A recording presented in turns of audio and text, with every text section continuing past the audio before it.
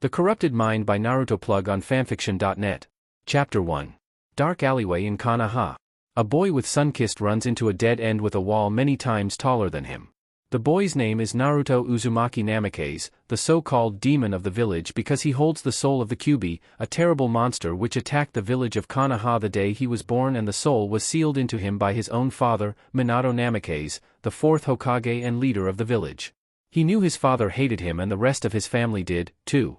His mother, Kushina Uzumaki Namikaze, agreed with his father to abandon him because she believed he became the demon that he held inside of him.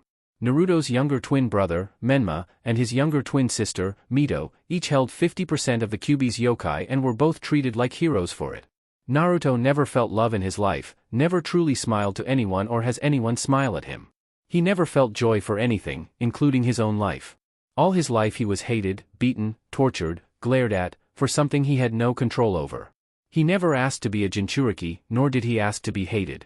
But even through all this, he kept the facade of wanting to protect the village. He smiled at those that glared at him, knowing that every glare built his hatred to the villagers and family. Especially his family. They casted him aside like garbage and don't think twice about it. His parents cursing his name even though they were the people who made him. Now he about to suffer another beating to the civilians and ninjas of the village, all because of his father. "I found the demon," one of the villagers cried. "This is the fate you deserve," another on said. And this was the start of it all. This beating seemed to have more people, meaning more of the pain he had to suffer through. He balled up as he received his unfair punishment. The pain that he received was unmeasured. A 6-year-old boy shouldn't go through this. Nobody should.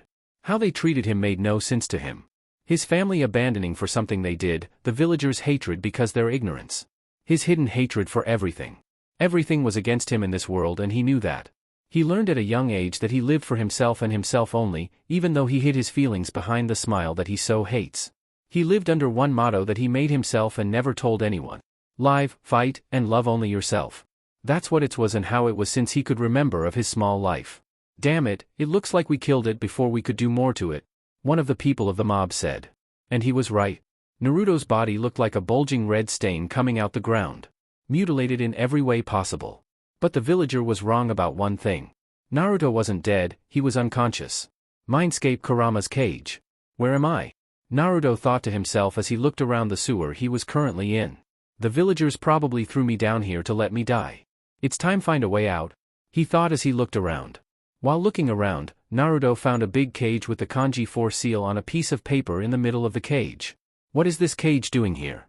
Is this where the Kyuubi soul dash? As he got closer to the cage he saw what seemed to be a human-shaped figure in the darkness of the cage. "Come here, child," said a deep voice inside the cage. "Nope, not going into the scary dark cave. I'm not like those stupid people in the movies," said Naruto, and he turned away from the cage. "Will you come in now?" asked a soft voice that held kindness in it. Naruto turned around and saw in the cage a woman with red-haired woman with a beauty that was unmeasured. Her hair made it to the middle of her back but looked smooth and lustrous. She had a heart-shaped face with a smile that would warmest smile that would melt any cold-hearted person. She had a slime waist and the most smooth-looking arms and legs and double DD breast that made her look even more amazing. "Don't worry, child, I won't hurt you," she said. Naruto, going against what he said about the people in scary movies, walked straight into the cage towards the woman. "Who are you?" asked Naruto with an innocent face that swooned the woman. "Me? I'm the nine-tailed fox, can't you tell?" she said as she turned around and showed him 9 8-feet tails coming from her tailbone. "Oh? Ah, that's nice to know," he said.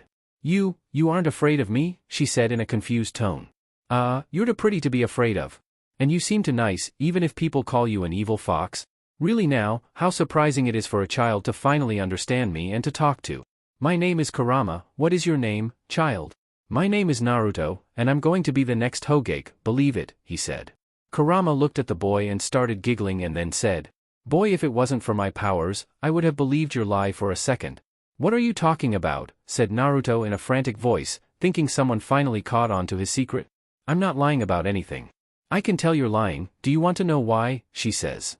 Then she gets behind him and wraps her arms around him and whispers in his ear, "I can feel the hate welled up in your chest, locked up so tight no one would notice it. The minimum love in your heart is only to yourself, but we can change that," she said. Naruto looked up to her with wide eyes with his secret reveled. He felt so uneasy now. "Naruto, what is your real goal?" Kurama said. "My real goal," he said, then turned away from her with doubt. "You can tell me." I won't hate you like everyone else. I'm the only person you can trust. Talk to me, she said with a calm voice. I want them dead, Naruto said with a dead voice that surprised Kurama. I want them all dead and suffer the way I did these years. To feel their fear instead of their hate. To claw through them one by one till they're all gone.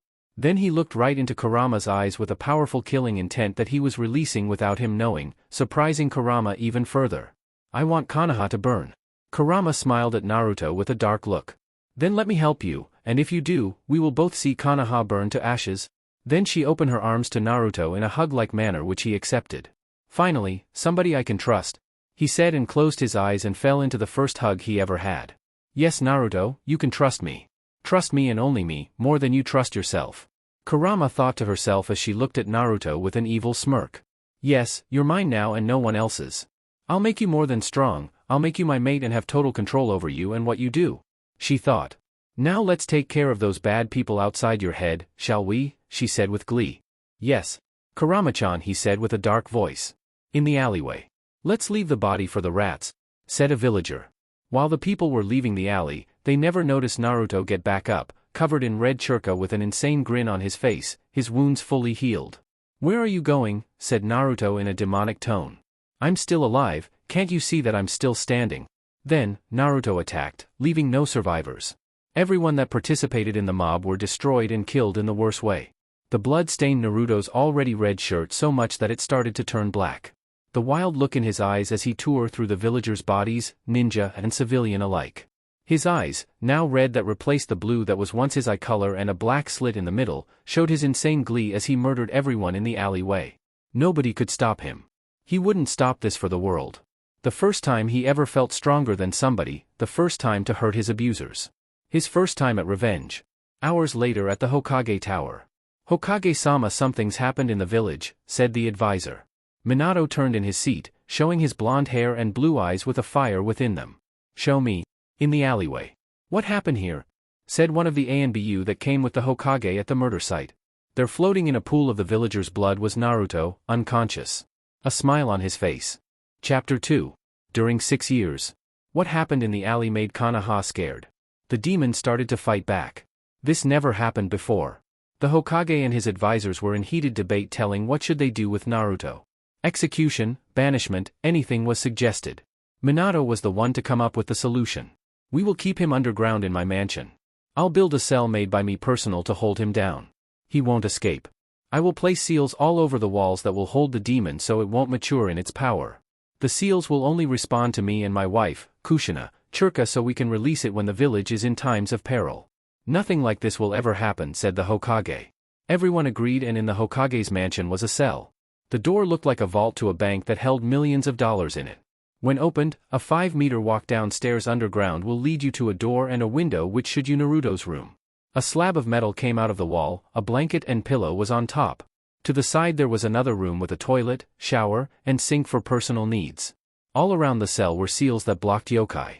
It was the perfect place to put Naruto. A perfect place for Kurama to take over Naruto as well. Naruto, while being looked up in the cell, didn't stop him from training. Kurama would teach him inside the mindscape. Naruto also opened up the seal for Kurama, but she didn't leave the seal, saying, I have something to finish, and then give an evil grin to Naruto. Also throughout the years, Kurama started to get obsessed with Naruto. While he was younger, it wasn't really anything serious, but when he started to get older, that's when things started getting weird. Kurama would say that he belonged to her and that he would become a great mate for her. She told him that he would be her future mate when she fully turned Naruto into a demon. She started being forceful on him when he wouldn't do something right. Then she would start to force herself on him. She would have total control over Naruto since he opened the seal. Kurama took over the seal and made it her own domain. If Naruto started to run or fight back Kurama, she'd just make chains to hold him down while she did what she wanted to him for hours in the mindscape. He couldn't do anything about it. Now, instead of worrying about the villagers torturing him, he had Kurama to do it. And this wasn't something he could run away from. While Kurama would torture him in his mind, both physically and sexually, his mind continued to break. He had believed in Kurama and she took advantage of him. He almost thought that he didn't own himself. To not control when he was pulled into the mindscape and suffer almost more than what the villagers put him through was like another hell he went though. He went through this for 6 years by himself. Regardless of that, Kurama did train Naruto throughout the 6 years of being locked up.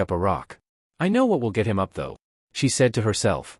Then she took a deep breath. Naruto dear, if you don't wake up for me, I'll rape you for hours upon hours with a sick glee, she said with a crazy voice.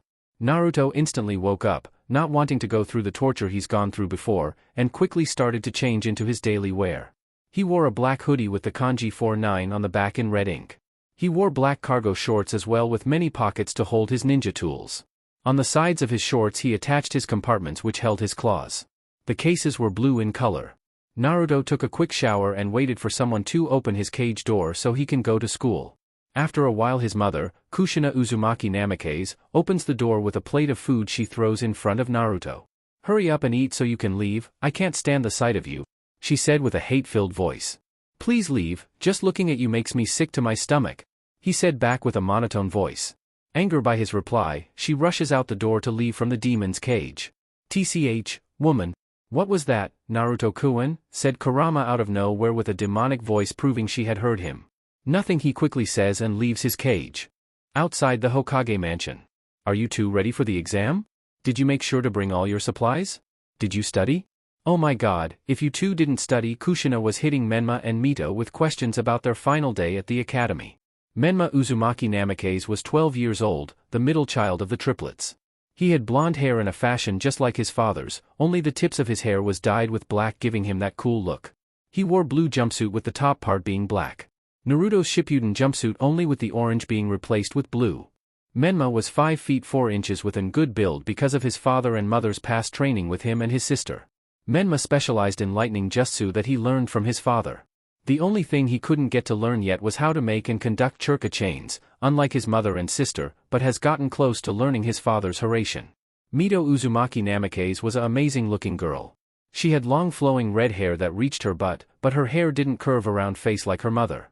She wore her mother's old battle kimono from her genin days, which was a pale yellow in color, short-sleeved, with a black belt around her waist. To complete her look she wore long black leggings that hugged her legs delicately. Mito is 5 feet 2 inches and had a great tomboy look, still looked pretty to all the boys in the academy. Mito's elemental nature is water, making her train more under her mother than father. She has mastered her Churka chain's ability, but failed at learning the Haration. Kushina-chan, calm down. These two will have no problem in passing the exam. They are, after all, our children and prodigy, said Minato with a loving smile to his wife. All right, Minato-kun, I believe you. You two just make sure you try your best and nothing will stop you from passing that exam, said an overenthusiastic mother. Hi, Kaa-chan. Don't worry, me and Nichan Menma will pass with everyone else in the dirt, exclaimed Mito. Yeah, me and Mito-chan will pass everyone, especially him, said Menma, saying the last part while pointing his hand back to the house, everyone getting what he was saying. No matter what happens, I'm so proud of you too. These last 6 years have been good to you too. You're both on your own level with all the hard work you to put into your training. I'm proud to be your father, said Minato with almost tears in his eyes. Then they all had a family moment with a group hug, but was interrupted by our favorite half-demon. Your expression of love is a terrible sight for me to see, said Naruto with a monotone voice. What do you want, demon? Said Menma getting right into Naruto's face. Nothing. I am simply passing by, no reason to get loud, said Naruto as he went around the family that he was excluded from. I shall not be late for the exam, this is the time for me to get out of the academy, he said and started walking away. That's if you even pass, which I doubt would happen, said Mito with an angry scowl at Naruto's back. Naruto didn't reply but keep walking leaving the family behind. You two don't worry, I'll make sure that you don't have him as a teammate. Now go to the academy and pass the exam, said Minato. With an excited cheer, the two ran off to the academy to finish their last year as academy students. At the academy, Naruto was at the back of the class, looking at the paper that they were supposed to finish in 1 hour's time. He already knew all the answers, so answered them quickly. The Shuriken and Kunai test came up next, and he missed a couple points on the test on purpose, putting him in 5th place in the class in accuracy. Next came the Jutsu test, in which was easier to him. Instead of regular bunshin, he made a Kage bunshin instead, with the result of him overall passing the exam and making him a genin. Alright class, I will now say the teams. Team 7 will be Sasuke Uchiha, Sakura Haruno Dash. Yeah, that's right. Who's on a team with Sasuke? Me, that's who. Nothing can stop this feeling I have right now, said Sakura, the loudest female on the planet. And Naruto? Said Irika, an academy instructor, with a sweat drop going down the side of his face. No. I don't want him there ruining my time with Sasuke, said Sakura, whose feelings on the situation just did a complete 180. Too bad. Your sensei is Kakashi Hatake. Anyway, Team 8 consists of Hinata Hyuga, Inuzuka Kiba, and Aburama Shino and Kurenai Yuhi. Team 10 consists with Nara Shikamaru, Yamanaka Ino, and Akimichi Choji and Sarutobi Asuma. Team 11 consists of Menma Uzumaki Namikaze, Mito Uzumaki Namikaze, and Sai, and your team sensei will be Kushina Uzumaki Namikaze. Now will everyone wait until your team sensei comes to pick you up. Good luck out in the shinobi world, I am proud of everyone here, said Irika and then left out the classroom. Can you believe it, Kaa-chan is our sensei? This is so exciting, said Mito to Menma, who was leaning on Hinata's shoulder. Yeah, and with Kaa-chan help, I'll be stronger than everyone in the village and become the next Hokage, said Menma. And of course, I'm bring my amazing girlfriend up with me, said Menma while kissing Hinata on her cheek. I'll hold you to it then, she said while wrapping her hands around Menma's back. Oh whoa, you two are so cute, said Mito. Those two expression of love sickens me, thought Naruto. I have to force you to do that to me, Naruto, said Kurama from Naruto's mind. Naruto looked around the classroom to see Sasuke Uchiha look dead at him, with his fangirl Sakura looking at Sasuke with hearts in her eyes. Don't get in my way, is what the eyes said, but Naruto didn't care. He had plans for those two that will benefit him in the end. 3 hours later, Naruto, Sasuke, and Sakura were the only people left in the classroom. Naruto was still staring into space, same as Sasuke and Sakura. She was knocked out. Then the door opened to a man with gravity-defying hair with a mask over his mouth, leaf headband covering his right eye, in a regular Jonin outfit. He looks at the team and looks hard at Naruto with surprise in his eye. Then he says, "My first opinion about you all is that I hate you," said Kakashi. Chapter 3. Outside of the Academy. All right, to get familiar with each other let's introduce each other, shall we? Said Kakashi with a nice smile. Maybe you should go first sensei to see how we should do it, said Sakura. All right, my name is Kakashi Hataki, what I like to do is none of your concern, what I dislike is too much to say, and my dream is also none of your concern. Okay, so who's next? Said Kakashi with another eye smile. We didn't learn anything at all about him. The three thought to themselves. How about you Pinky, introduce yourself said Kakashi. With a huff at her new nickname she says, my name is Haruno Sakura and my likes are dash. She then looks at Sasuke with hearts in her eyes. My favorite thing to do is dash, and just like last time she looks at Sasuke like he is a god, and my goal is to dash, and with a squeal that sounds like she just had an organism she gets closer to Sasuke. Then her attitude does a complete 180 and says, I hate Ino and dash and looks at Naruto with fear in her eyes. Not that Naruto cares about her. So even she hates Naruto, that boy's life is so hard. It isn't like I made it better that day. Kakashi says in his mind remembering a day about Naruto but quickly closes off those thoughts. All right Mr. Duckbutt, introduce yourself, please, said Kakashi to Sasuke. With a grunt Sasuke says, my name is Uchiha Sasuke, I don't have a lot of likes except for training in my clan's traditions, have too many dislikes to say in one sentence, but my goal dash then he looks into Kakashi's only reveled eye and said, to find somebody in this world and to get the truth from him. He says, leaving everyone except Kakashi wondering who he was talking about. Get the truth, does he know something about the massacre nobody else knows? Thought a surprised Kakashi. All right, Mr. Sunshine over here, tell us about yourself, says Kakashi. Without giving Kakashi a look about his nickname he says, my name is Naruto. I do not use my middle and last name because my so-called family denied to accepted me as their own. I have no likes at all except for sleeping and oranges. I have many dislikes, but they all can be summed up in one thing. I hate Konaha and everything in it. Everyone in it, the builds it holds, its so-called rich history makes me sick. My goal is to be free from this place once and for all, says Naruto with a very serious voice. Everyone was surprised about what Naruto said. He basically said he wants to destroy Konoha and become a rogue ninja. Sakura looked at Naruto a little more afraid than before. You're kidding right? You really don't mean that right? Sakura said. I was serious and truthful about the whole explanation. The only thing I might have lied about is that I more than like oranges. They just taste so good, said Naruto with a little emotion in his voice. Ah, Naruto. Don't I include in one of your likes, right? Said Kurama and the open seal started to burn and hurt Naruto. He had to keep a straight face so no one would notice his pain. It's worse than I thought, and I'm a part of what is in front of me today, thought a sad Kakashi. All right you may or may not know. But the academy test wasn't the actual genin test. The real one I'm going to give you the real test tomorrow at 7 in the morning at training ground 7. Oh yeah, don't eat anything cause if you do dash then a evil look came onto Kakashi onto his face, dire consequences will be given. Then he gave an eye smile and before the genin could ask questions about the test he left in a standard Konaha body flicker. He just leaves like that, I don't like him either, said Sakura irritated at how Kakashi handled things. It doesn't matter, I will pass this test and become stronger than ever, said in confident Sasuke. Nevertheless, you two better not ruin things for me said Naruto. Then he started to walk away from the two, or I'll kill you both. Then he disappeared in a wind shunshin. What? How did he do that? Said a surprised Sakura and an also surprised Sasuke. In Naruto's cell. Naruto walked into his cell and closed the door. He then got the chains that were a good 20 feet in length giving him slack to get to the bathroom in his cell, and locked them around his wrist and got on top of the metal slab that acted as a bed, got his very big blanket and went into a quick slumber. Inside Kurama's seal. Ah, Naruto, my favorite person in the world. How was your day? Said Kurama. After Kurama manipulated Naruto into opening the seal, she had full control over it as well. She made a forest with loads of trees, animals, lakes, a beautiful place indeed. The middle of the forest was a 3-story mansion where Kurama spent her time and lived in. In the backyard was a training ground where Kurama taught Naruto everything. I am fine, Kurama-chan said Naruto and tried to pass by her, but she caught him in her arms, burying his head in her breast as she hugged him. Oh, no. Where do you think you're going, passing by me like you don't want to see me? Aren't I the only person you can talk to trust? I am smart enough to know that people who trust someone aren't supposed to torture them, said Naruto as he pushed Kurama off of him and started to walk into the mansion to sleep. Who are you talking to like that? Kurama said with an angry voice. Naruto kept walking towards the door when he felt something wrap around his weight and pulled him back towards Kurama. It was one of Kurama's tails that pulled him back towards her. Listen here Naruto, said Kurama.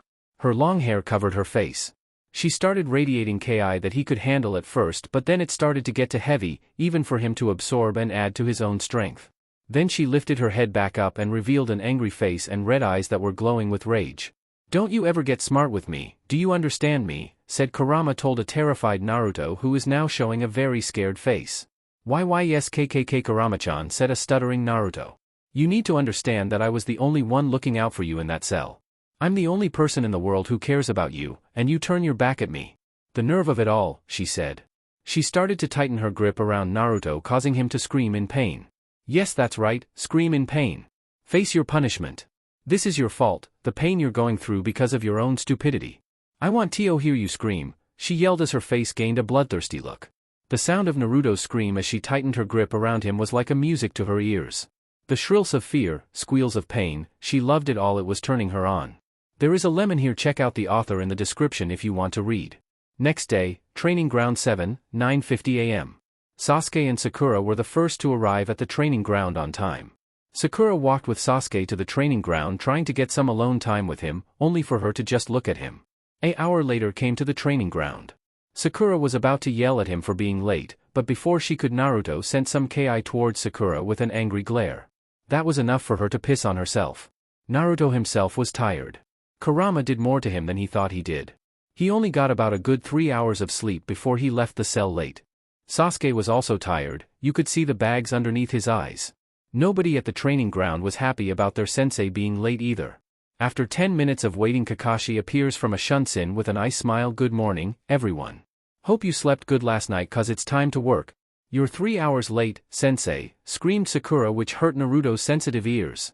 "Well, you wouldn't believe this morning if I told you, you see I had to help an old lad dash." "I don't care what your excuse if, don't be late next time," exclaimed Sakura with Sasuke shaking his head in agreement. "What, someone who doesn't let me even say my excuse for being late? That's never happened before," said a surprised Kakashi. "All right you three, for you to be a official genin you must get these bells from me." Kakashi then reveals 2 bells that were attached to his pants. "Those who get the bells pass, simple enough." "But sensei, there are only 2 bells, what about the other person who doesn't get a bell?" "Well, they get sent back to the academy of course," said Kakashi. "Sent back to the academy," said Sakura in a whisper of disbelief. "If you don't pass this test, then that's enough said that you are not ready to become a ninja and will be sent to the academy for another year," said Kakashi in a serious voice. "This test will last until noon." Then Kakashi put a timer on top of one of the 3 logs protruding from the ground and set it for a couple of hours. "This test shall prove that you all are ready to be ninja, but be careful, this test has a 66% chance of failure. Now, is everyone ready?"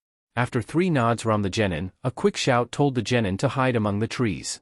Sasuke and Sakura did, while Naruto stayed put. Naruto, you're supposed to go hide somewhere to get an advantage over me," a confused Kakashi said.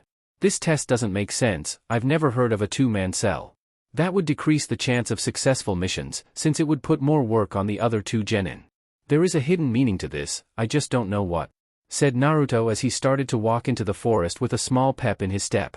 If he wasn't isolated for so long, he probably would have figured it out already, thought Kakashi as he left the area to go find Sakura and Sasuke. With Naruto. "Kurama-chan, what does the meaning of this test mean?" asked a very confused Naruto. "You really don't know, do you?" Well, I never did teach you about teamwork, since I told you to only trust in me and no one else." "Teamwork? What does that mean?" asked Naruto.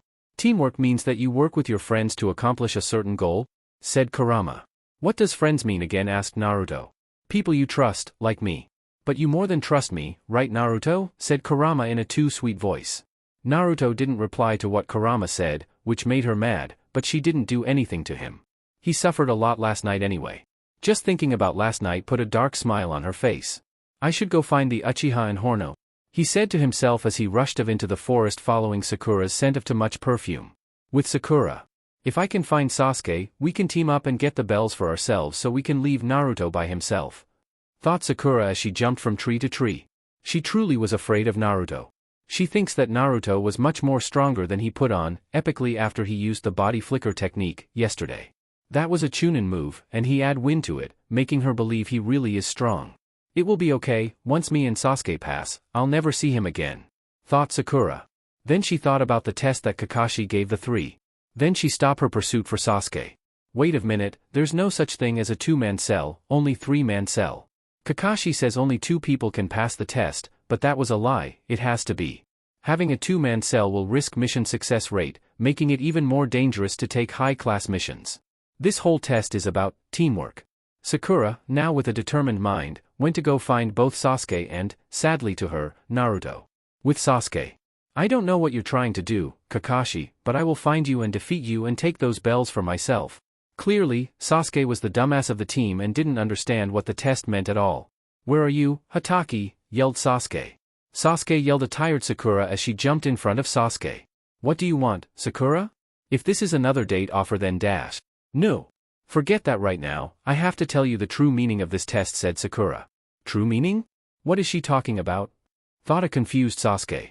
Sakura then started to explain what the true meaning of the test, and as she was continuing to tell him her theory about it, the more stupid he felt. You got that, Sasuke, we have to go find Naruto now, said an excited Sakura. Yes, find Naruto? I was planning to do that before you told me about the test, said Sasuke to at least make himself feel smart. Stop lying, you were trying to find the Hatake for yourself and take the bell, in which you were going to fail in doing so, said Naruto as he appeared in the clearing that Sasuke and Sakura were at. Naruto, you're here, that's good. So you know what the test true meaning is? Asked Sakura. Yes, we are supposed to use the term teamwork and take the bells from the Hatake to pass this test. Apparently, the Uchiha didn't know the true meaning, said Naruto to Sasuke and Sakura. Sasuke, you were going to do that? Questioned Sakura. Maybe. That doesn't matter right now. We all need to focus and find Kakashi and get the bells together, said Sasuke to recover from his mistake. No need to look for me, I'm right here, appeared Kakashi. It seems you all know the meaning of the test, that's good for you. Now all you have to do is get the bells from me to pass, said Kakashi with a nice smile.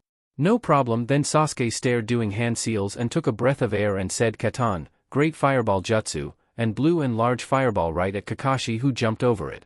Naruto jumped at Kakashi with 2 kunai in hand, prepared to slice him in his torso, only for Kakashi to meet him with 2 kunai, also. While descending back to the ground, the two were parrying each other's attacks.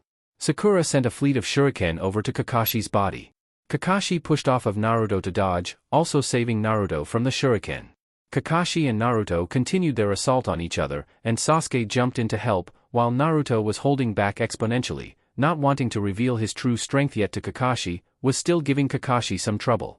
While Kakashi was handling the 2 genin in taijutsu, Sakura was preparing some more shuriken.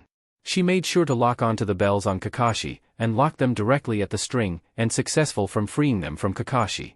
Damn, she cut the line while I was distracted with the other 2, very sneaky, thought Kakashi as he saw Naruto recover the bells and gave them to Sasuke and Sakura, causing Sasuke to smile and Sakura to cheer in delight. Good job, you 3, together you took the bells from me and passed the exam. I must say, Naruto, your taijutsu is far more than advanced than a regular genin. Sasuke, that fireball was perfectly conducted and packed a lot of strength in it. Sakura, your accuracy with those shuriken was very impressive indeed. Together you all concurred and took the bells away, which means you all are now officially Team 7. Congrats, said a proud Kakashi to the genin. Chaha. We did it, we're genin now, said a very happy Sakura. Sasuke had a smirk on his face, showing his happiness, while Naruto had a frown on his face. It's almost time, he thought to himself. We shall meet on the bridge on the east side of Konaha at 10 a.m. every day from now on. Tonight, make sure you get a lot of sleep because we start work tomorrow. Giant and Kakashi disappeared in a puff of smoke. All right, let's go celebrate. You guys in? Asked Sakura. No, we're staying here for the moment, said Naruto. What do you mean, dope? Said Sasuke. It means that I'm going to explain something to you too, said Naruto as he faced Sasuke and Sakura with a serious expression on his face. Growing up, I've known the Hatake from an past experience that I remember, and it seems as if he isn't going to acknowledge the face of what he did. But that doesn't matter now. What I mean is that the Hatake will not be a good teacher to me or Sakura, only to Sasuke, but even then Sasuke will be as strong as a higher than average genin, said Naruto. How do you know this? Shrieked Sakura. Because the Hatake feels guilty for not saving his Uchiha friend that died way back when he first became a jonin. Not only that, but the council has ordered him to train Sasuke more than Sakura and to not train me at all, said Naruto. Why would they do that? Asked a now interested Uchiha.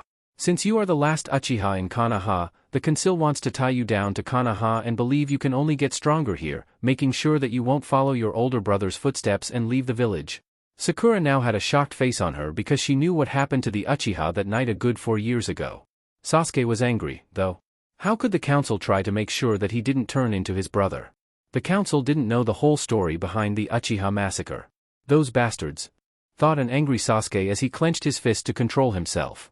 I know one thing, continued Naruto, is that I will not have a weak team, so I will train both of you so when the time is right, we will reveal our true strength together and show Konaha not to fuck with us, said a dead serious Naruto. You're going to train us, dope. I'm stronger than you, so how can you train me, an Uchiha elite? Laughed Sasuke. Then faster than the two could see, Naruto grabbed Sasuke by his throat and slammed him down to the ground. G-A-H-H-H-H-H-H-H, howled Sasuke in pain from the powerful and sudden attack. Stop this Naruto, yelled Sakura as she tried to throw a punch at Naruto, only for him to catch and to knee Sakura in the stomach, causing her to spit blood out of her mouth. If you really think I'm weak, then you shall soon change your mind after this, said Naruto as he started his assault on Sasuke and Sakura. He continued his attack for a good half hour. The two tried to fight back, but they were facing a ninja who could face the Hokage and win with so much as a scratch on him. After a while, Sasuke was slammed down into the ground, bruise and open wounds all over his body, Sakura looking in the same right beside Sasuke. Naruto then slammed his foot on Sasuke's stomach, causing him to throw up blood on the ground. With his foot still on top of Sasuke, Naruto looked down at Sasuke, an angry expression on his face. Are you stronger than the Hokage? Asked Naruto. Sasuke didn't answer him, causing Naruto to get angrier and stomped on his stomach again, causing indescribable pain to Sasuke. I said, are you stronger than the Hokage? Yelled Naruto. No, wheezed out Sasuke. Are you stronger than the Hatake? No, he replied. Are you stronger than you, brother? No, I'm not. Are you stronger than me? Yelled Naruto. I'm as weak as a regular genin, that's what I keep running away from. Saying that I'm an Uchiha doesn't make me strong at all, it's just my last name, said a very sad Sasuke. It's good that you understand your limit. If you listen to me, you will get stronger. If you listen to me and not the Hatake, don't do what Konaha wants you to do. Both of you, said Naruto. Sakura and Sasuke looked at each other to see if this was the right choice. After a while, they both nodded their heads to Naruto, agreeing to his proposition. Good. Then he grabbed them both and they all left the training ground. Outside Konaha Hospital.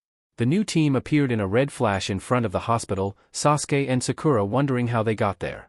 Naruto then went to his pocket and gave a stack of money to the two and said, tell the doctors that you both came back from a terrible mission and were hurt very bad. This will cover the medical bills. You two need to be in full health by tomorrow because after we finish our D-rank mission, we start training. Then he started to walk away but turned around to Sasuke and said, oh yeah Uchiha, do me a favor and turn off those cursed eyes, goodbye. And he disappeared in a red flash again. Sasuke didn't understand what he was talking about at first, but then he took off his headband and used it as a mirror to see his eyes were now red with 2 black tones in each eye. Sakura and Sasuke looked at each other before walking into the hospital. Chapter 4. 2 months' time. It's been 2 months since Naruto hooped Sasuke and Sakura's ass and took them in as his apprentices. What Naruto told Sasuke and Sakura about the Kakashi only training Sasuke was correct. Kakashi would only train Sasuke, and when he did, it really wasn't nothing serious because of Kakashi's laziness. When the team would finish their D-rank missions and Kakashi would dismiss the team, the 3 genin would head to Training Ground 7 every day for 2 months. Naruto first found out that Sasuke had fire and lightning elements while Sakura had the earth nature element. Sasuke has practice in his clan's jutsu. After him and Naruto went into the Uchiha clan library, which was old and abandoned, they took most of the fire, lightning, and earth jutsu they saw. Sasuke also started in training in Kenjutsu, which he took in like water to a sponge. Naruto made sure that he trained him in his chakra control and then started on mid-Chunin level jutsu and higher. Sasuke also learned everything he could about his Sharingan, and to make sure he knew that it was another tool, and that it didn't make him better than everyone else. As of right now, Sasuke was at a mid to high Chunin level at ninjutsu, high Chunin at Kenjutsu, low Chunin at Genjutsu, mid Chunin at Taijutsu, overall making him at a mid Chunin level. Sakura, on the other hand, was a secret prodigy. She learned over 75% of the earth-style jutsu from the Uchiha clan library that was inside of her chakra level. She had perfect chakra control, and took into medical jutsu. She also learned the chakra scalpel technique and added it to her taijutsu, so it was almost like the Hyuga clan's taijutsu. The earth jutsu she learned were mostly defensive, but then she made up for it in her genjutsu. She was better than Sasuke at Genjutsu, which almost pissed him off, but if he demanded her to tell him her secret, Naruto would beat him down again. Sakura would also add chakra to her fist, with her perfect chakra control, to make herself stronger, just like a certain Sannin. As of now, Sakura was a mid-Chunin at ninjutsu, low Genin at Kenjutsu, mid-Chunin at Genjutsu, low Chunin at Taijutsu, overall making her at a low Chunin level. Sasuke and Sakura also came to respect Naruto. He took the time to train them when the council was only going to train Sasuke only a little. They understood the fact that Naruto doesn't care for them, which was something they tried to change, only to fail time and time again. Naruto said that he doesn't trust anyone and loves only himself. But after every time he said that, he would grunt like he was in pain, and the two could have swore they smelt the smell of burnt flesh in the air. The training the team did was always done in secret, and nobody would even catch on of it either. Now they were about to receive their first C-rank mission from the Hokage. Mission Hall, Konaha. "Somebody get this damn cat of me," screeched Sakura as she held the demon cat of all Konaha. "Ah, come on Sakura, it isn't that bad," stated Kakashi with a nice smile and giving the cat to its rightful owner. "So sensei, do you have another mission for us? I prefer it to be a higher one this time. I believe the team is ready for it." "Well, there is this C rank I can give them," said Minato. "A C rank? Let's get it sensei. I'm so sick and tired of painting fences and dig up plants. Let's do some real ninja missions," exclaimed Sakura to Kakashi. "Hold on Sakura, let's see what the mission is first." "Sensei," said Kakashi asking if Minato would keep reading. "It's a simple mission where you are to guard the bridge builder Tazuna, back to Nami no Kuni, the land of the waves." "Let him in," said the Hokage. As soon as he said that, an old man who looked over the age of 60, and the smell of alcohol reeking off of him. "This is the team that's going to protect me, they're nothing but little kids. The black-haired kid looks like there is a duck ass, that girl's hair is making me go blind, and the blonde dash." He then looked at Naruto and shivered. "He gives me the creeps." After trying to control Sakura and Sasuke because they were trying to kill Tazuna, they went off to go get their supplies, but before they left, Minato said something to Naruto. "Look at me before you go, demon," he said to Naruto. Naruto turned to Minato and looked him dead in the eye. "What? You behave yourself during this mission, if not, there will be consequences, understood?" he said. "TCH, you do not scare me," Naruto said and left out the room. When he left, Minato saw Sasuke glaring at him before he left, too. "What did I ever do to him?" Minato thought as he continued his work. 1 hour later, an hour outside Konaha. This trip was boring to Naruto. All the walking they were doing was making him bored. He would have enjoyed it if he was by himself. He liked being outdoors, seeing he is a half-fox demon, and that he spent half his life living in a cell. Being outdoors was great. It was the people he was with that made him mad. Kakashi was over there giggling to himself while he was reading his smut he calls a work of art. Sakura was running around seeing all the animals and being excited in leaving the village for the first time, and Tazuna was drinking the walk away with a heavy-smelling alcohol, which was affecting Naruto's nose a lot. The only other person that had some common sense was Sasuke, as he was just walking and watching out for enemies, which Naruto was grateful for. Then, out of the corner of his eye, Naruto saw a small puddle of water right beside a tree and noticed it was a genjutsu quickly. He saw that Kakashi, Sasuke, and Sakura noticed as well. Tazuna was too busy tripping over himself, not that he would notice anyway. Once they passed by the puddle, he sensed that 2 people came out and was ready to attack. Naruto didn't feel like getting his nails dirty though, so he gave it to the other 2 genin. "Uchiha, Haruno, deal with it," was all he said. The 2 quickly turned around and met the 2 ninja with kunai in hand and parried the poison claws they had. They all jumped back and recharged at each other.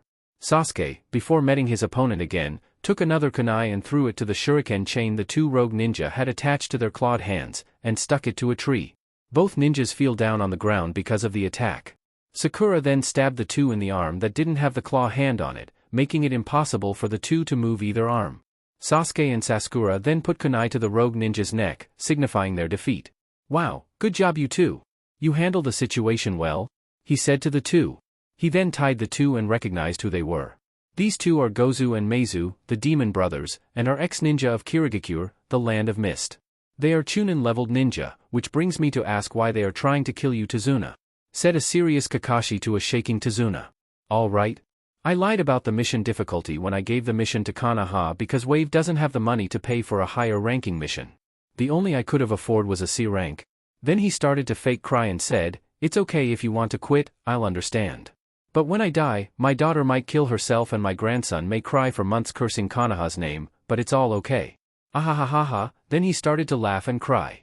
He wants to make us feel bad. They thought as everyone except Naruto's sweat dropped. Kakashi then turned to the genin and said, it depends if you all want to continue this mission. You don't want to, I won't blame you and we can head home now, said Kakashi. Instantly, Naruto replied. There's no way in hell I'm going back to Konaha after I just got out. I'd rather deal with this drunk old man than the villagers and my family, he said in a dead tone. Everyone, except for Tazuna, wasn't surprised about Naruto's answer, as he expressed many times his hatred for Konaha. Kakashi saw that Sakura and Sasuke wanted to continue as well, in which they did, receiving many thanks from Tazuna. Hours later, ocean. The team and Tazuna were on a boat take them to the land of waves, and they all see the bridge being built in the mist. Wow, that's the biggest bridge I've ever seen. Why do you build it in this heavy mist, Mr. Tazuna? Asked Sakura. We do it to hide it from Gato, the tyrant who taken over Wave. If we can build it, we can bring money into Wave, saving the land, he wisely stated. When the group made it back on the land, they started walking again. After a while, something was rustling in a bush, in which Naruto attacked. After what sounded like a struggle, Naruto came back with a rabbit between his canine-like teeth. He took it out and said, "This is dinner," and put it back in his mouth. While everyone was kinda freaked out at the display, Kakashi noticed something. That rabbit's fur is white, but it's not that season anymore, meaning it's kept in the inside. That means, everyone get down now. Kakashi tackled Tazuna to the ground. The rest of the genin ducked down to dodge a flying sword going over their heads. The sword lodged itself into a tree and a man jumped on top of it. He had gray-like skin, bandages over his mouth, no shirt revealing his bare chest, gray pants, black sandals, and no eyebrows whatsoever. Look who I ran into this time, Hatake Kakashi, the copy ninja and mater of 1,000 jutsu because of your implanted Sharingan, said the man.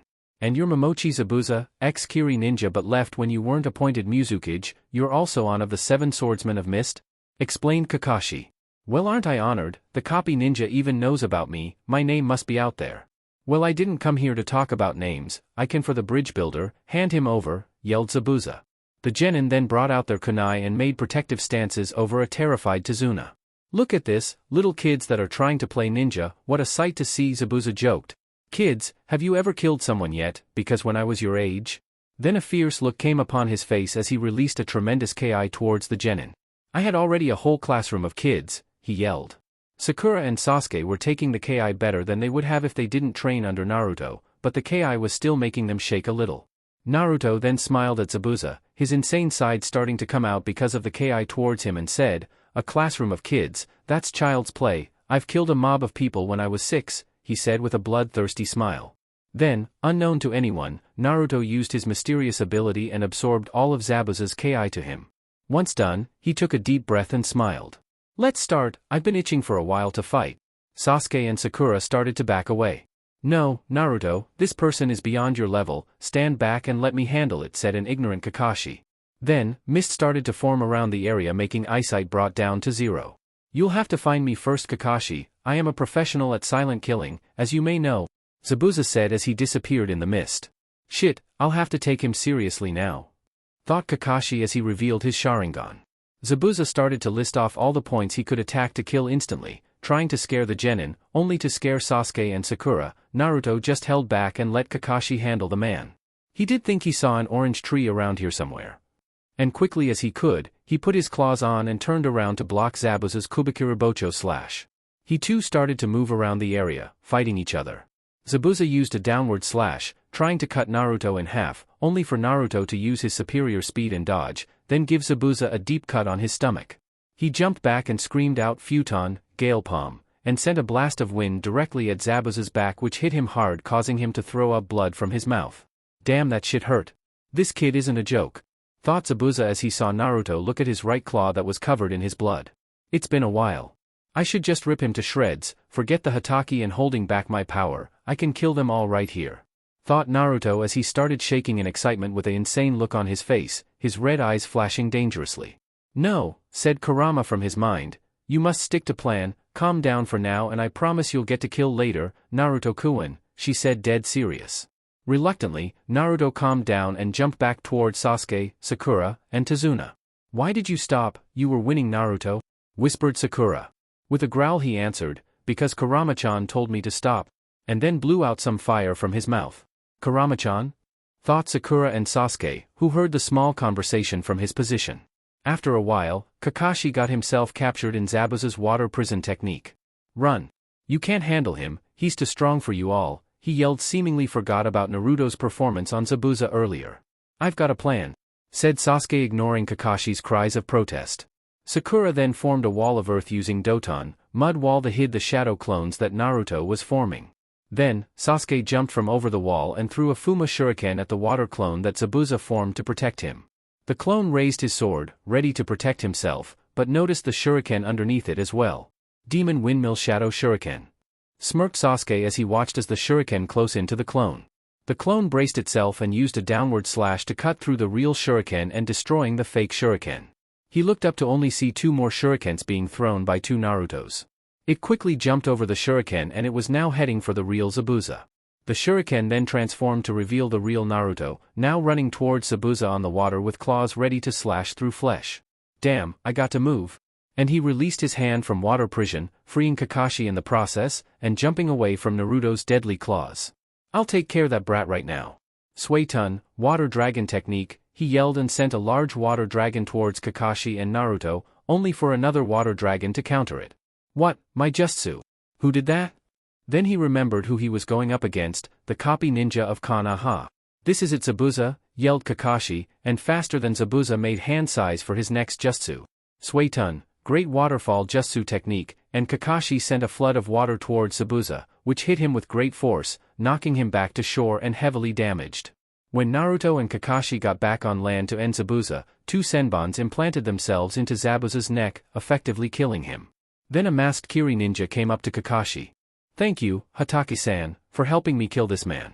Kiri has been hunting him down for some time now, and because of you we can rest easier now, said the masked ninja with a female voice. Glad to help? He said with an ice smile, and he put his headband back over his Sharingan. With a nod of her head she took Zabuza's body and disappeared. Good work, team, the teamwork you displayed was amazing. Now while we're getting to wave, watch over my body for me, he said as his one eye rolled to the back of his head and fainted. One of you 2 are holding his body, Tazuna, please lead the way, said a calm Naruto. Of course, right this way. You can rest easy at my house, he said as him and Naruto passed by Kakashi's almost dead-looking body. Sasuke and Sakura looked at each other and sweat dropped together. I'll get his legs, said a depressed Sasuke. I'll get his head, said an equally depressed Sakura. Tazuna's house. The group came up to a 2-story house in the forest. Before getting there, they had to go through town, and they saw the poverty that took over the people there. Children dressed in rags, people looking dead because of lost hope, stores with a lack of food, just about everything was broke. The only person who was comfortable there was Naruto, having gone through the same things and then some. When Tazuna knocked on the door, a beautiful with long black hair, black eyes, smooth-looking skin, wearing a red sweater and black dress skirt answered the door. Father, she yelled as she jumped on Tazuna and held on to him in an impressive grip. Hold on, Tsunami. You know I have a bad back, damn, he said as he tried to hold on to his daughter. Tsunami, these are the ninja who I hired to protect me and have done so very well, he said. Thank you for protecting my father, I am forever in your debt, she said with a wonderful smile that makes Sasuke blush.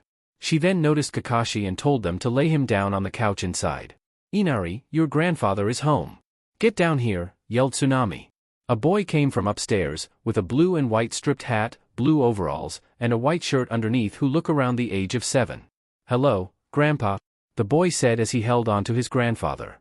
Naruto, not used to seeing true love, walked out of the house because the situation in there was uncomfortable and walked back into town. In town, Naruto walked around and saw buildings which people lived in that looked like they were going to be demolished. The roads were dirty, everyone was skinny, and no happiness was seen. Yup, he felt real comfortable now. He found a hill and sat on it looking at the town below. It was all Gado's fault that the town was in such a state.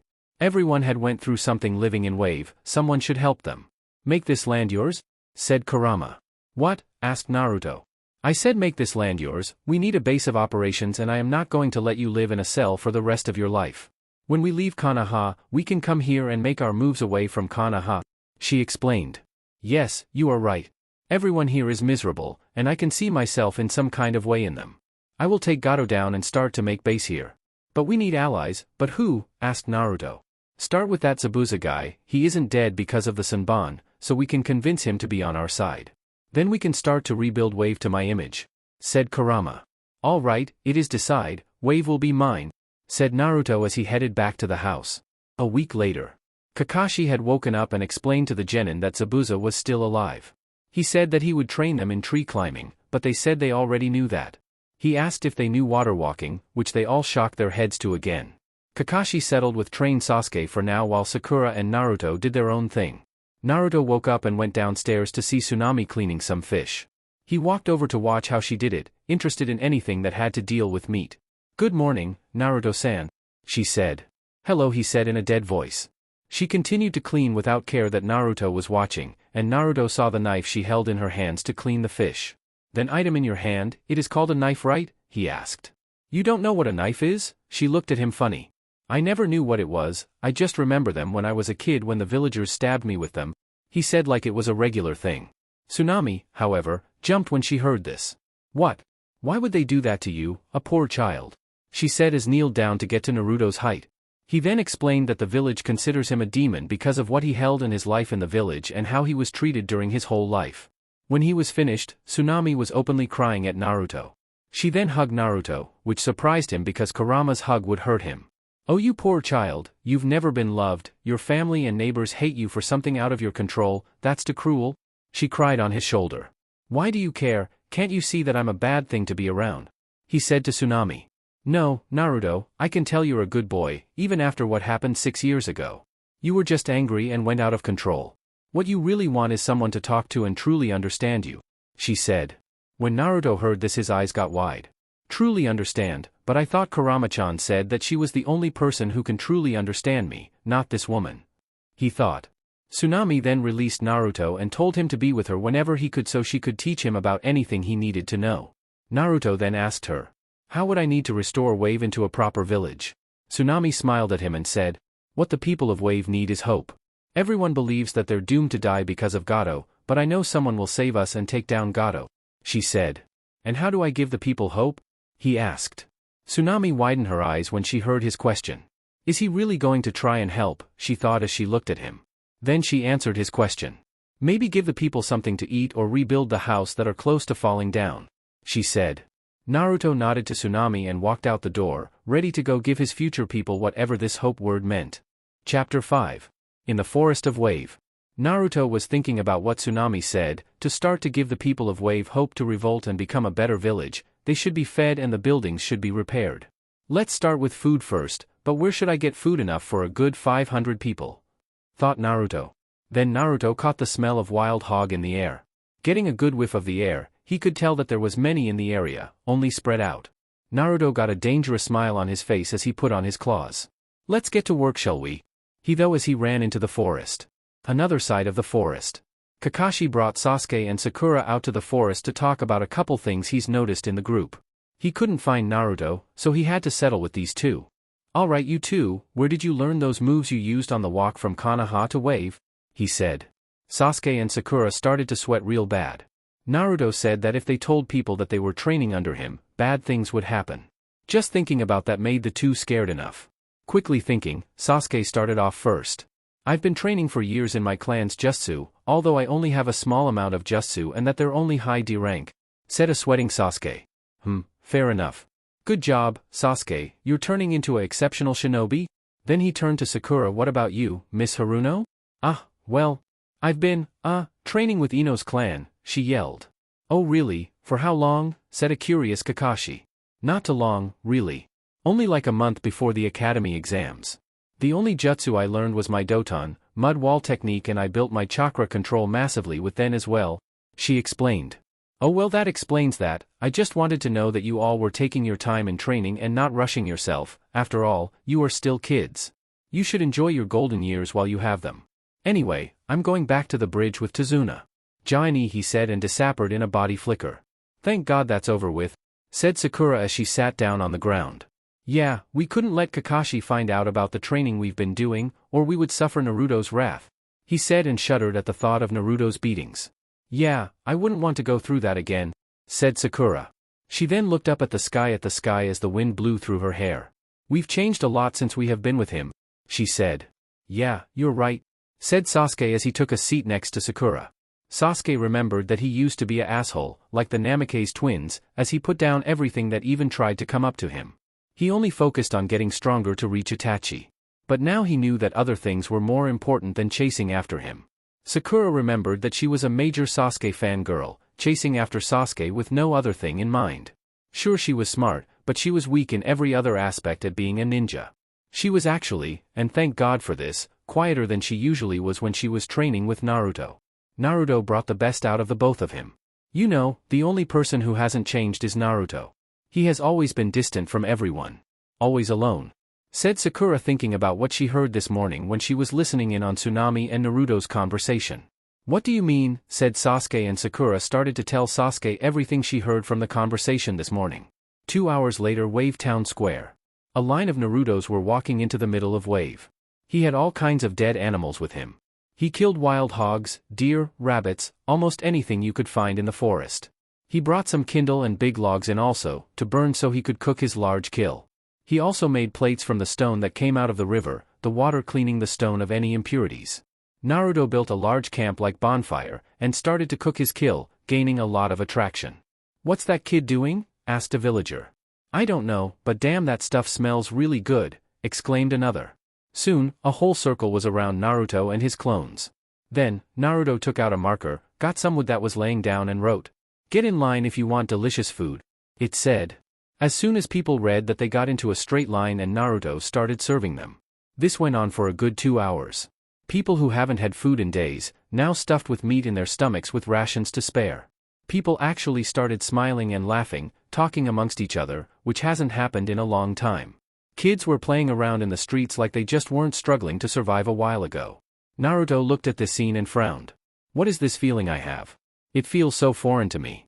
I can't describe it," thought Naruto. Then the people started thanking him, saying that this was just like a dream to them. One of the older women came up to Naruto. "Excuse me, boy, but what is your name?" she said. "Naruto." "Ah, Naruto, you're such a good boy for doing this for the people, and I thank you from the bottom of my heart," she said. Then people started to cheer his name. "Naruto! Naruto!" the villagers yelled. Naruto's eyes widened when he heard this. "A good boy," he said in his mind as he thought back to what Tsunami said to him.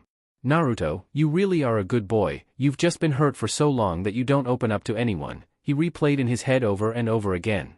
He started to breath heavy as he kept thinking. "But Kurama-chan said that I was supposed to be evil, like to fit her image and become a good mate, a good demon. Why is it what Tsunami-san said and Kurama-chan said so different?" he thought, not noticing the honorific he gave to Tsunami's name. Meanwhile, Kurama was listening to Naruto's thoughts and didn't like them, not one bit. "Tsunami-san. Tsunami-san. Saiyan. That bitch. What is she trying to do to Naruto? I swear if she tries to fill my man with these terrible thoughts of helping people and actually acting human, he might lose the love he secretly holds for me, and for it to be sent to her instead," thought a very worried Kurama. She was going to have to do something about Tsunami really quick to make Naruto forget about what she said to him. "I'll make my move tonight and handle the situation as quietly as I can," she thought with a smirk on her face. Back to the gathering in the middle of Wave, the people were so busy partying that they didn't notice 3 of Gato's thugs come up with their hands on their blades sheath. "What's going on here?" said the thug in the middle, most likely the leader. It got dead quiet as the thugs walked around the people, who still haven't said anything yet. Then they noticed the food that everyone had. He grabbed a plate and raised it in the air. "Who's responsible for this?" he asked, only to get no reply again. "So, no one knows," he said as he started to get his sword out, scaring a few people. "I did this," said a voice the thugs couldn't recognize. They started looking around for the owner of voice. Then when they heard it down here, they looked down to see Naruto, with a rabbit's foot sticking out his mouth, the same one he caught when he met Zabuza. The thugs didn't see Naruto because of how small he was. Even though he was a powerhouse, Kurama still couldn't understand why he was only 4 feet 11 inches. The thugs looked at Naruto and started laughing at him. It was too hilarious to think that this little kid could have did all this. "Why do you laugh?" asked Naruto. "There's no way a little pathetic little boy did this," he said. Then he did something that sealed his fate. He spit in Naruto's face. It was sliding down his cheek, almost touching his hoodie, his precious hoodie. Did he wait a second? Did that just happen? Oh, it did happen. Kill him, screamed out Kurama from the mindscape. Faster than any could see, red chains came from Naruto's back and wrapped themselves around the 3 thugs' stomach. He then squeezed them with so much force, he broke every rib in their bodies. The thugs were then dropped on the ground, making them scream even louder. Naruto then wiped the spit off him, then laid out some kunai. "I'll let the villagers take care of you," and walked away. The citizens grabbed the kunai and smiled at the thugs who were shaking in fear. Their screams could be heard for miles. Naruto asked around for a builder of houses, which he found. They talked and Naruto said that he would offer his services, which made the man very happy. Naruto headed back to Tezuna's house after that. Tezuna's house dinner. Everyone was eating around the table. Tsunami made a big feast, because Naruto brought 2 deer that he helped her skin. "The food is delicious, Tsunami, good work," said Tezuna as he ate with 3 plates in his face. "Thank you, father, but it was all Naruto who went and caught the food, and he helped me skin them really fast," she said with a smile towards Naruto.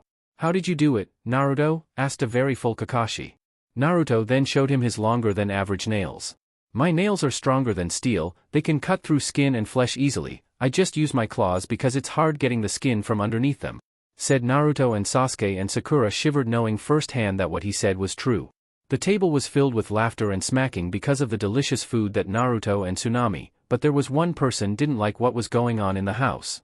"Why do you all care what happens to us?" said Inari, and the table got dead quiet. "Inari, stop," said Tsunami. "No, I don't understand why they came here.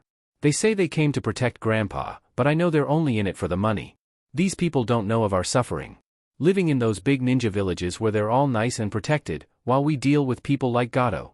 Gato will just kill them when he wants to anyway," said Inari. "Inari, stop. They aren't here for money, they truly care about our problems. Why would Naruto do what he did if he didn't?" said Tsunami. Inari then pointed his finger at Naruto, who was ignoring the whole conversation over his rabbit stew, in which he found way more interesting. "He's the worst of them all. He first came into this house with no emotions at all. I heard what you did at town today, but what you did won't last. When you leave, all that hope you gave them will go back down and everything will go back to being the same." "Wave looking like a dead wasteland," he said, only to see that Naruto was still eating. "Are you even listening to me?" yelled Inari. Naruto took a deep breath, put his spoon down and looked at Inari with his red eyes flashing. "You are annoying, I wish I couldn't hear you so I can continue to eat, but it seems you won't let this go." He then stood up and walked up to Inari, bending down to see Inari eye to eye. "The reason I gave all those people food today was because of your mother saying it was a good way to give them hope. That hope will give them the necessary strength to rebel against Gato, strength they don't seem to have now.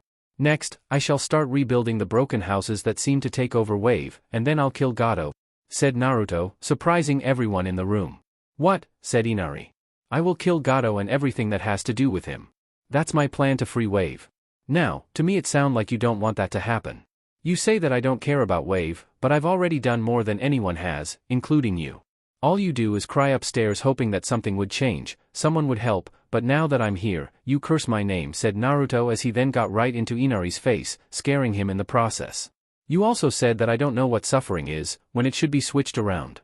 Do you know who it feels to be betrayed by your family, your father sealing a demon inside you? Or how it feels to be beaten daily up to the age of 6? How it feels to be stabbed, beaten with poles, sticks, anything that could cause pain? How about eating from the garbage and sleeping behind a dumpster with a newspaper as a blanket? How about living in a cell without seeing sunlight for 2 years? Or to be mentally tortured by the same demon your father sealed into you, Do you understand my pain? Can you comprehend how insane I really am?" yelled Naruto as his fangs started to grow longer, his eyes flashing even more, an insane smile on his face. By this time Naruto backed Inari into a wall, releasing a Ki so strong that even Kakashi was frozen in place. "Why aren't you talking, boy? I told you the difference between you and me. My persecutors hurt me all my life, but the thing is, I got them back. I killed a mob of a good 55 people and smiled while I did it. I said earlier that I don't like flesh underneath my nails, but that time I didn't care, it felt good to feel their blood on my nails, my skin, on the same alleyway where they wanted to kill me. You, on the other hand, cry over a picture of your dead father, not changing a thing. So what I want you to do is that exact thing, go run away and cry," Naruto said with a smile on his face. He backed away to give Inari room, and as soon as he did, he ran upstairs, crying a storm. Naruto saw this and started laughing, scaring everyone with such a creep laugh. He then got the rest of his soup, drained it, and left out the house, but not before saying, "Time to start the second step," and left the house, still laughing. When the Ki Naruto was letting out was finally gone, everyone took a deep breath. "Kakashi-sensei, is what Naruto said true?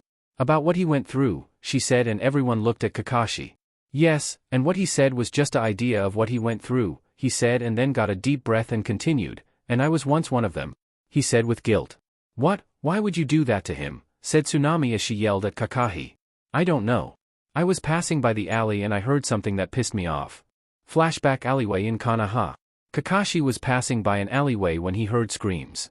He went inside the alleyway to see what was happening and saw a mob of people around a certain boy. That's what you get, demon. We're going to finish what the fourth started.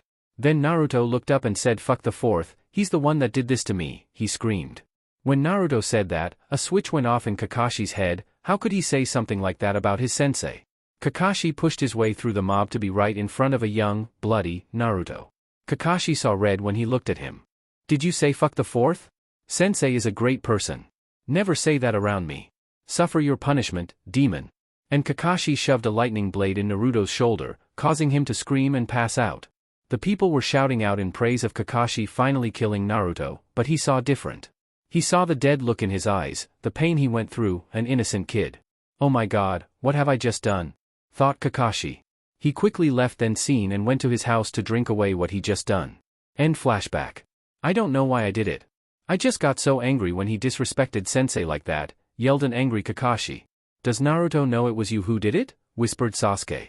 I don't know, he hasn't said anything about it when I first saw him in the academy. I haven't seen him in so long and I didn't think I would have him as a student, said Kakashi. Sakura was shaking in anger. How could he do that to Naruto? Naruto really is a good person, he just doesn't trust anyone, and it was because of people like Kakashi. Sakura then walked up to Kakashi, and with a chakra-enhanced palm, slapped Kakashi right across his masked face. Smack. It was so loud, that Naruto even heard it in the forest. Sakura just looked at a surprised Kakashi, his cheek now bleeding bad from the hit. She just looked at him, and then turned around and headed towards the door. I'm looking for Naruto, and left. Sasuke soon followed her lead and left, not before giving Kakashi a Sharingan glare. What have I done? Thought Kakashi as he went to tend to his cheek. Gado's hideout with Haku and Zabuza. Won't be long now, in a few days, we'll go back and kill those Leaf Ninja and the Bridge Builder, said Zabuza as he laid in his bed. Sure thing San, I'll be there with you all the way, said Haku. Thank you, my daughter, said Zabuza. Zabuza found Haku more than 8 years ago and treated her like his own. He loved Haku like the daughter he never had. Haku loved him back the same way, like the father she never had. Well, actually she did have a father, but he killed her mother and then tried to kill her too because of her bloodline because he thought those with bloodlines were monsters, you all get what I'm saying. Then, the two heard something on their window. Haku got out her bed and turned on the light. Zabuza lifted himself up out of his bed and grabbed his Kubikirabocho, ready for a fight. The window slid open and a figure came in, the hood of its hoodie over its head. Reveal yourself, yelled Zabuza. The figure lifted the hood to show the face of Naruto. You're one of Kakashi's brats, said Zabuza. Yes, but I didn't come here for a fight, I come to talk, said a calm Naruto as he raised his hands in surrender. What should we do San asked Haku. Zabuza looked in Naruto's eyes for deceit and found none. He then lowered his sword, nodding his head to Haku to lower her Sanban. All right, go ahead and talk, Gaki said Zabuza. I will, but I must warn you, if you don't agree with what I say, I will have to kill you and your daughter. But if you agree, you won't have to be a missing nin and never worry about money again, stated Naruto. Never worry about money again, that's all he had to say, thought Zabuza. All right Gaki, tell us your plan, said Zabuza. I will kill Gado whenever you come to attack us because I know he will not hold his side of the bargain you two had together. He plans to kill you two the day you attack my team, so he can get away without paying you. I will kill all of the guards, thugs, and free everyone that he has made slaves. I will then put them in Wave. I will take Gado's money and use it to begin to rebuild Wave, and give you triple of what he was going to pay you, said Naruto. Triple, said Zabuza as his eyes held dollar signs in them. Haku's eyes just widened when she heard the amount they would be receiving. Yes, triple. But here is when you have something in the deal. I will make Wave my own land when I leave Konaha for reasons I can't tell you yet. But when I'm done with my mission here, I will find allies to send to Wave to start a new ninja village. One without corruption, where there is true peace. I shall lead it. The first allies I want are you and your daughter, Haku. You're both very skilled and can become stronger if you weren't on the run all the time. While I'm gone from Wave, you will protect it and the people I send over here, he said. But how will you send more allies over to Wave without rising suspicion? Asked Haku. I can only reveal that when I am sure that you are on my side, said Naruto. Zabuza walked over to Haku and the two had a small discussion, and Zabuza came back to Naruto and stuck in his hand. Alright, we agree with the terms, just keep your side of the deal and everything will go fine on our end, said Zabuza. Naruto shook his hand. Good. Now I shall tell you the way how I'm going to send people over. Then brought out piece of paper with a red kanji for the word 9 on it. With this I shall use my form of the Hiraishin and send people over to Wave, said Naruto. The Hiraishin. Who do you think you are, the fourth Hokage's son, exclaimed an ignorant Zabuza. Precisely, but he doesn't see me as his son, and I don't see him as my father. But other than that, the next time my team fights you, I'll knock Kakashi out and kill Gato, said Naruto. What about the other brats? Asked Zabuza. Don't worry about them, I'll take care of them. That is all, I shall see you too soon, goodbye, said Naruto as he disappeared in a red flash. Outside Tezuna's house. Naruto was approaching the house, when he felt something wrong with his body. What's going on? Thought Naruto. Naruto, said Kurama. Kurama-chan, said Naruto. Naruto, you know that I love you, right? She asked. Yes. Then please forgive me for this, because I'm doing this for you, she said. Then, all of a sudden, Naruto fell on the ground, unconscious. Tsunami's room. Tsunami was getting warm and started to sweat in her bed. She didn't know why, it was just early springtime, it shouldn't be this hot during the night. She then got out of her bed to get a thinner blanket, when she looked up to see Naruto with a smirk on his face. Naruto, she said drowsily.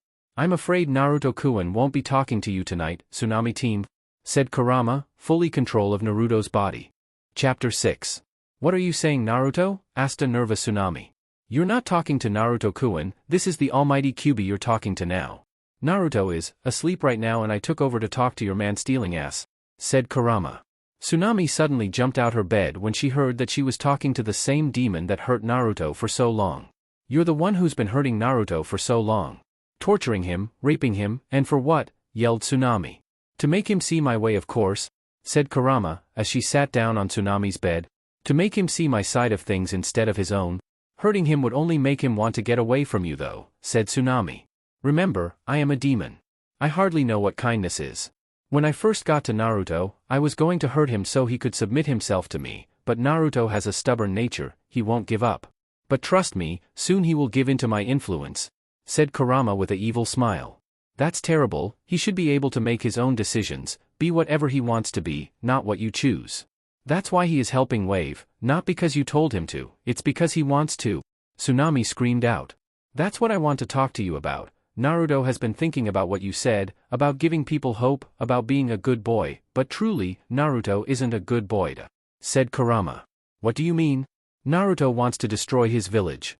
He wants to destroy Konaha, and he wanted to do that before he even meet me, said Kurama to a surprised Tsunami. Because of the villagers beating him, I know. That isn't his fault either, Naruto has never in his life done anything he wants to do, only listen or suffer from others, said Tsunami. He doesn't need to, yelled Kurama, all he needs is me, that's what I've been trying to show him, but he keeps denying it. All he needs to do is listen, which he doesn't do at all, she yelled.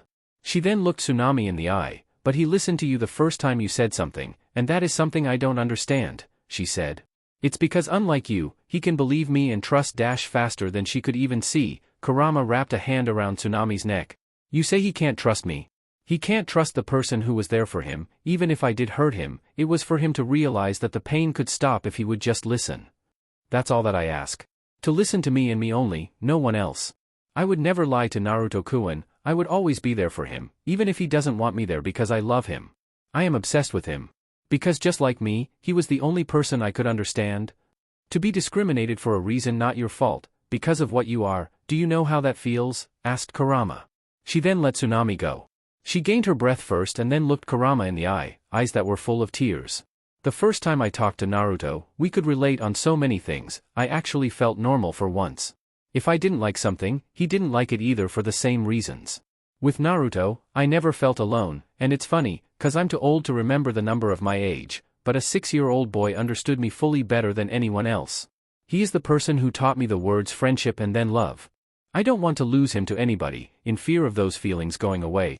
She then picked up a picture of Tsunami, Inari, and Tazuna, and some other man she couldn't recognize and didn't care about either, and showed it to Tsunami. You have a family that you love and cherish, something people wish they had.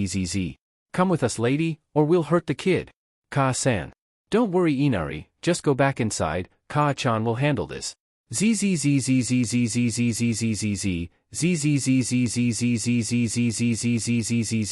Snore, oranges, Let's go. No. Huh? What's that noise? Outside the house. Get out of here, kid, said a thug that was dragging Tsunami away. No, I won't let you take my Ka-chan away. I won't run away anymore, shouted Inari. Then die, charged the other thug with his sword drawn. When he was about to kill Inari, his head fell from his neck. The same happened to the other thug. In the middle of the scene was Naruto, his black hoodie and cargo shorts sprayed with their blood. He looked at Tsunami that was still scared. She saw Naruto and started to back away from him. Seeing him with the blood all over him with that dead look made him look scary to her. Naruto, though, took this the wrong way, so she fears me, just like everyone else. That must be the reason why she stopped talking to me, because she realized what I am. I thought she would be different, thought Naruto as he looked at Tsunami. He pushed those thoughts away and looked at Tsunami and asked, "Where is the Hatake?" "He and my father went to the bridge this morning," she said. Before she said anything else, Naruto vanished in a red flash. On the bridge. Damn, this guy is good, thought Sasuke as he faced Haku in her dome of ice mirrors with some Senbon sticking out of his body, also not knowing that Haku is a girl. "You fight well, your Sharingan has helped you greatly in battle," said Haku in one of her many mirrors. Haku then jumped out the mirror to the right of Sasuke to hit him, only for him to block it with a kunai. She grabbed another Senbon and tried to stab it into his midsection, only for Sasuke to grab Haku's wrist and lifted it up, and tried to stab her underarm, only to feel a Senbon in his back. "What?" he said as the Haku he stabbed turned into ice. "You faced my clone that time, which I set up to lower the guard on your back, which worked wonders. Now please forgive me for this, but you must die." "Thousand flying water needles of death," she yelled as she sent loads of Senbon at Sasuke's body. Then, all the Senbons got blown away by a strong gust. A small tornado appeared in the middle of the dome, and when it died down, it was Naruto in the middle. "Huh, nice entrance," said Sasuke. "I will handle the situation," said Naruto. Naruto then had chains come from his back, surprising both Haku and Sasuke. He then made them wrap around to make little drills. "Chakra chains, drill form," he announced, and they launched themselves into Haku's mirrors. One by one the mirrors were destroyed, until there was only one left. Haku then walked out the mirror and took her mask off, revealing a very surprised look. "How strong are you?" she asked. "Not strong enough. This battle is over," said Naruto as he walked into the mist to go see Zabuza and Kakashi's battle. On the other side of the bridge. It's time for you to die, Zabuza, said Kakashi to Zabuza that was held down with dogs that Kakashi summoned. Kakashi charged up his lightning blade, and shocking Zabuza in the process. What kind of jutsu? I can see the chakra he is putting into it, thought an amazed Zabuza. It's time, lightning blade, yelled Kakashi as he charged towards Zabuza. He was about to stab Zabuza, when a hand caught his wrist, stopping him in the process. Naruto, what are you doing? Asked Kakashi. But Naruto wasn't worried about that, he was more worried about the jutsu that Kakashi still had active. This is the same jutsu. The same one, just like it was that day, said Naruto. He then looked up at Kakashi. Kakashi, now realizing what Naruto was seeing, cancelled the jutsu and pulled his hand back. Naruto, I can explain, said a very worried Kakashi. Naruto was looking at Kakashi with wide eyes, not believing what he just found out. I knew I've seen his face before, I just didn't know where I saw it.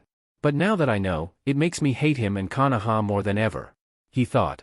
Naruto quickly knocked Kakashi out by chopping him on his neck, now remembering the situation he was in, but he was angry, and he needed something to take it out on. Thanks a lot there, Gaki, for a second I thought I was actually going to die, said Zabuza as he freed himself from the dogs Kakashi summoned earlier.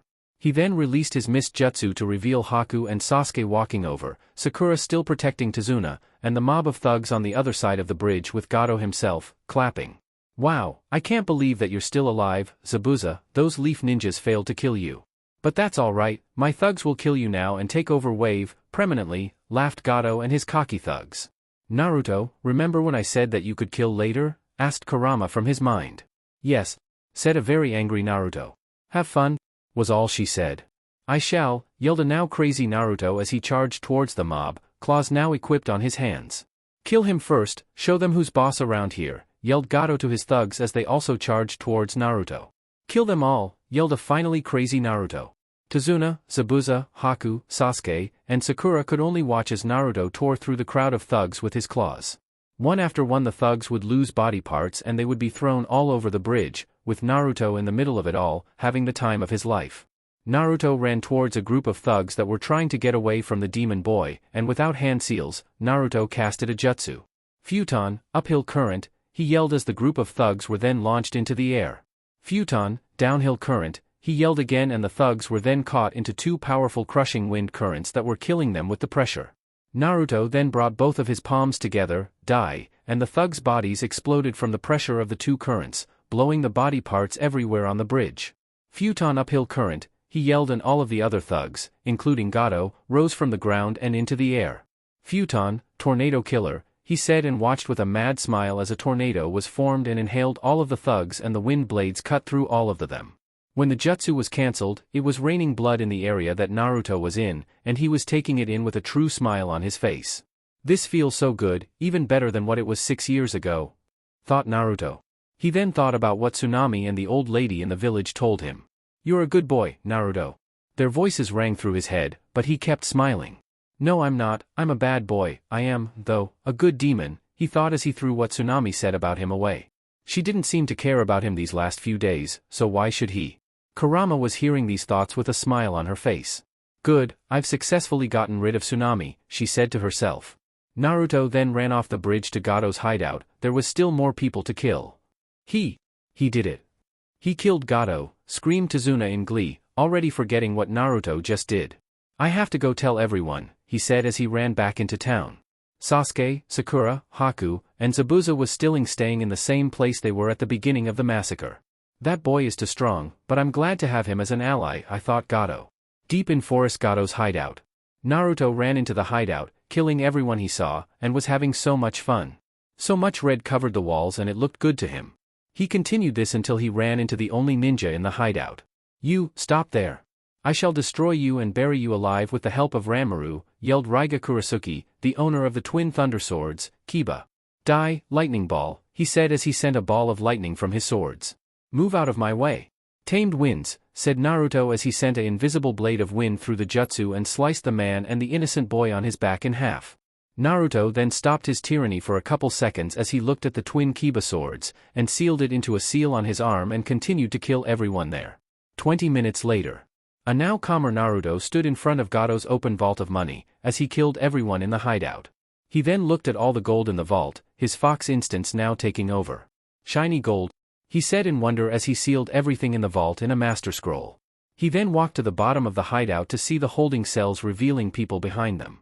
Please help us, one woman said, not seeing the blood all over Naruto's cloths. I shall, stay back from the lock, he said as all the prisoners walked away from the door. Suddenly, all the locks broke down, thanks to his wind jutsu. Everyone ran out and thanked him for freeing him, but he paid no mind to it. Follow me to Wave, you shall live new lives because of me. I made Wave a better place and killed Gato off, he said, and the people yelled with happiness because of his feat. Naruto did forget to tell them to cover the children's eyes as they walked through the carnage. Oh well, he didn't care. 2 days later. The bridge was complete, and also cleaned of the blood and body parts that littered it. Tazuna told everyone what Naruto did for them, and everyone loved Naruto. Naruto wouldn't be able to walk through town with being stampeded by people who were saying their thanks, or some of the females that ran after him. Naruto never talked to Kakashi when he woke up. It turns out Naruto never knew that it was Kakashi who attacked him in that alleyway that day. Every time Kakashi tried to talk to Naruto, Naruto would only blast him with a Ki so strong, it would make a Kage shit his pants, and Kakashi was no Kage level ninja. The only people Naruto would spend time with was Sasuke and Sakura. They would eat together and talk together, only Naruto wouldn't reply to the two a lot. Things with Naruto and Tsunami only got worse. Naruto walked up to Tsunami after he freed the prisoners of Gato's hideout, and told her that she was afraid of him now that he knew what he was. He said he saw the look of fear in her eyes as he came back to the house, his cloths and hair filled with the blood of his victims. Inari, on the other hand, thanked Naruto. He said that he was a fool to cry and not do anything for his people, and said he would be strong like Naruto and protect his grandfather and mother now, which Naruto almost smiled at.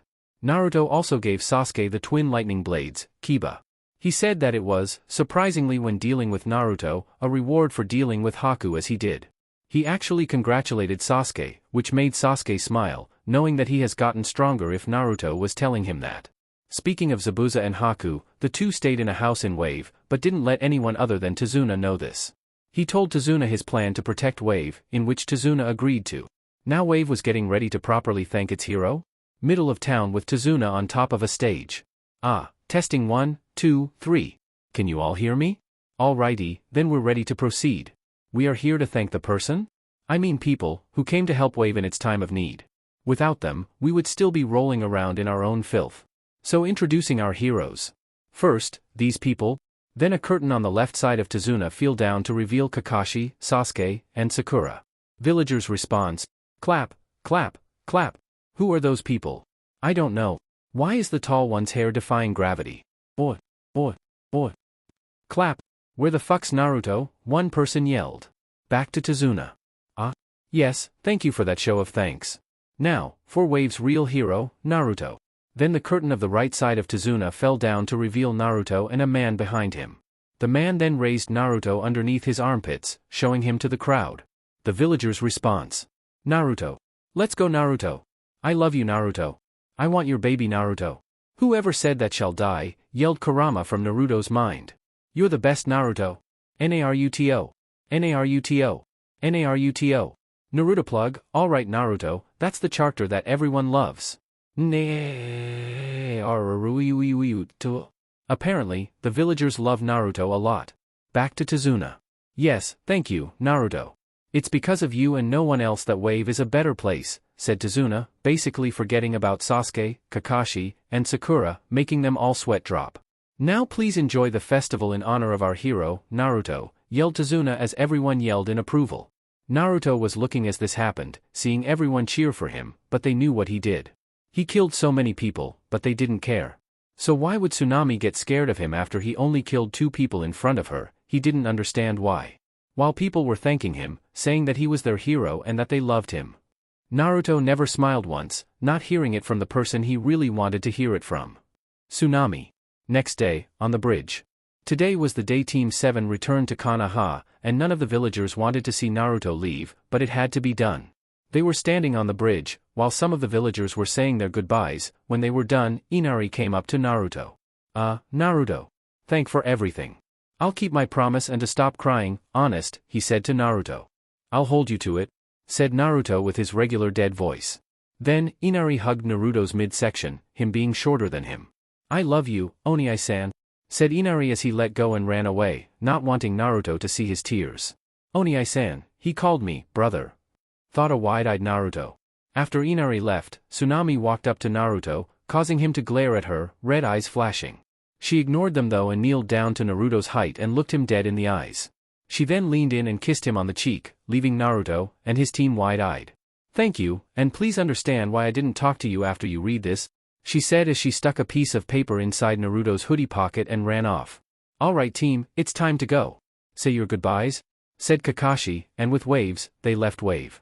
You know, said Shinichi, the man who Naruto helped build homes in Wave to Tazuna, we still have to give the bridge a name. Let's name it the Great Naruto Bridge to honor the person who freed us, said Tazuna. Great Naruto Bridge said Shinichi, as he looked at Naruto's back as he was walking away. I like it, he said. Night time. The team made camp to take a good night's rest. Kakashi, Sakura, and Sasuke stayed in tents, while Naruto dug a hole in the ground saying, foxes sleep in dens, not tents. He then pulled out the letter Tsunami gave to him earlier. It read, Naruto, please forgive me, I haven't been talking to you. But it isn't for reasons you believe.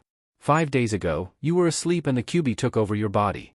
She told me to stay away from you or she would kill the only family I had left. I had to listen, and it hurt me because I saw the hurt look in your eyes when I wouldn't talk to you. Please forgive me. Also, I want you to hear one of the things I talked to the Kyuubi about.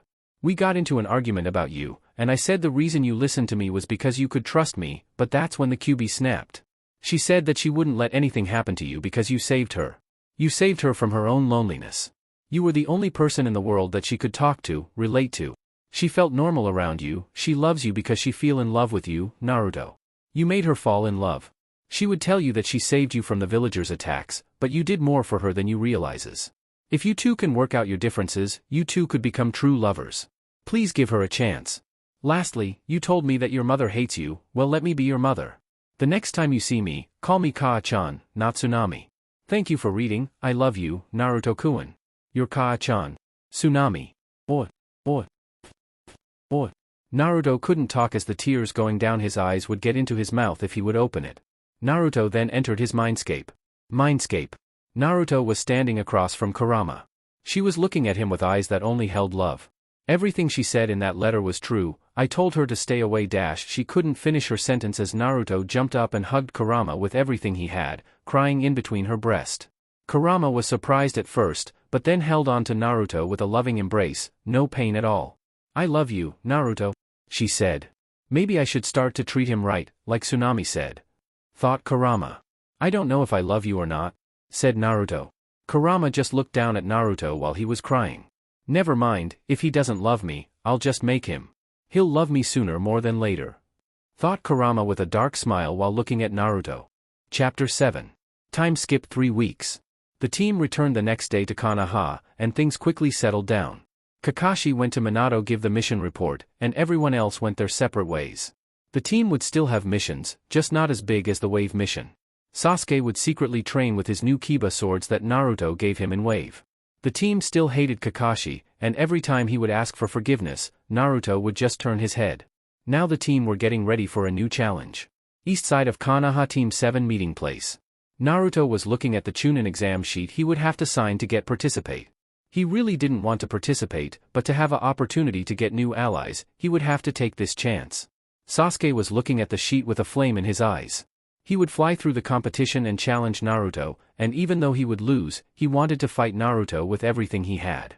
Sakura, on the other hand, wasn't so sure. So yeah, she has gotten stronger these past few months, but it's a big world. She wouldn't know if she could handle ninja outside of the village. Sasuke and Naruto were already signing their papers, so she did so also. Alright everyone, you need to be at the academy at 9 o'clock in the morning sharp to participate, understood? Said Kakashi with an ice smile. When he didn't get an answer back, he took a deep breath. Alright, listen to me. I know we haven't been on the same page since you found out about me, which I can understand. But please, just give me another chance to be the sensei that you all need. I'll be better, I'll even come to our meeting place early, just give me another chance, pleaded Kakashi. Those who break the rules are trash, but those who abandon their friends are worse than trash. That's what you tell us, but you are a hypocrite to own word. I don't want a sensei like that, said Sasuke, and Sakura shook her head in agreement. If that is your choice, just know that I'm proud of each of every one of you. Goodbye for now, he said as he disappeared in a body flicker. Naruto then stood in front of Sasuke and Sakura, getting their attention. We shall get to the academy early, I want to see all the competition before everyone else, he said. What time do you want to be there? Questioned Sakura. 6 in the morning, that it is? He said, and the two agreed. Sasuke walked to the Uchiha compound, while Naruto and Sakura took the same road home. Inside Konaha. Boss lady, Sakura. Boss lady, Sakura, yelled a trio of youngsters running up to Sakura. Oh no, not these kids, huffed Sakura. The three that ran to Sakura were Konohamaru, the grandchild of the third Hokage, Udan, and Moegi, making the Konohamaru Corps.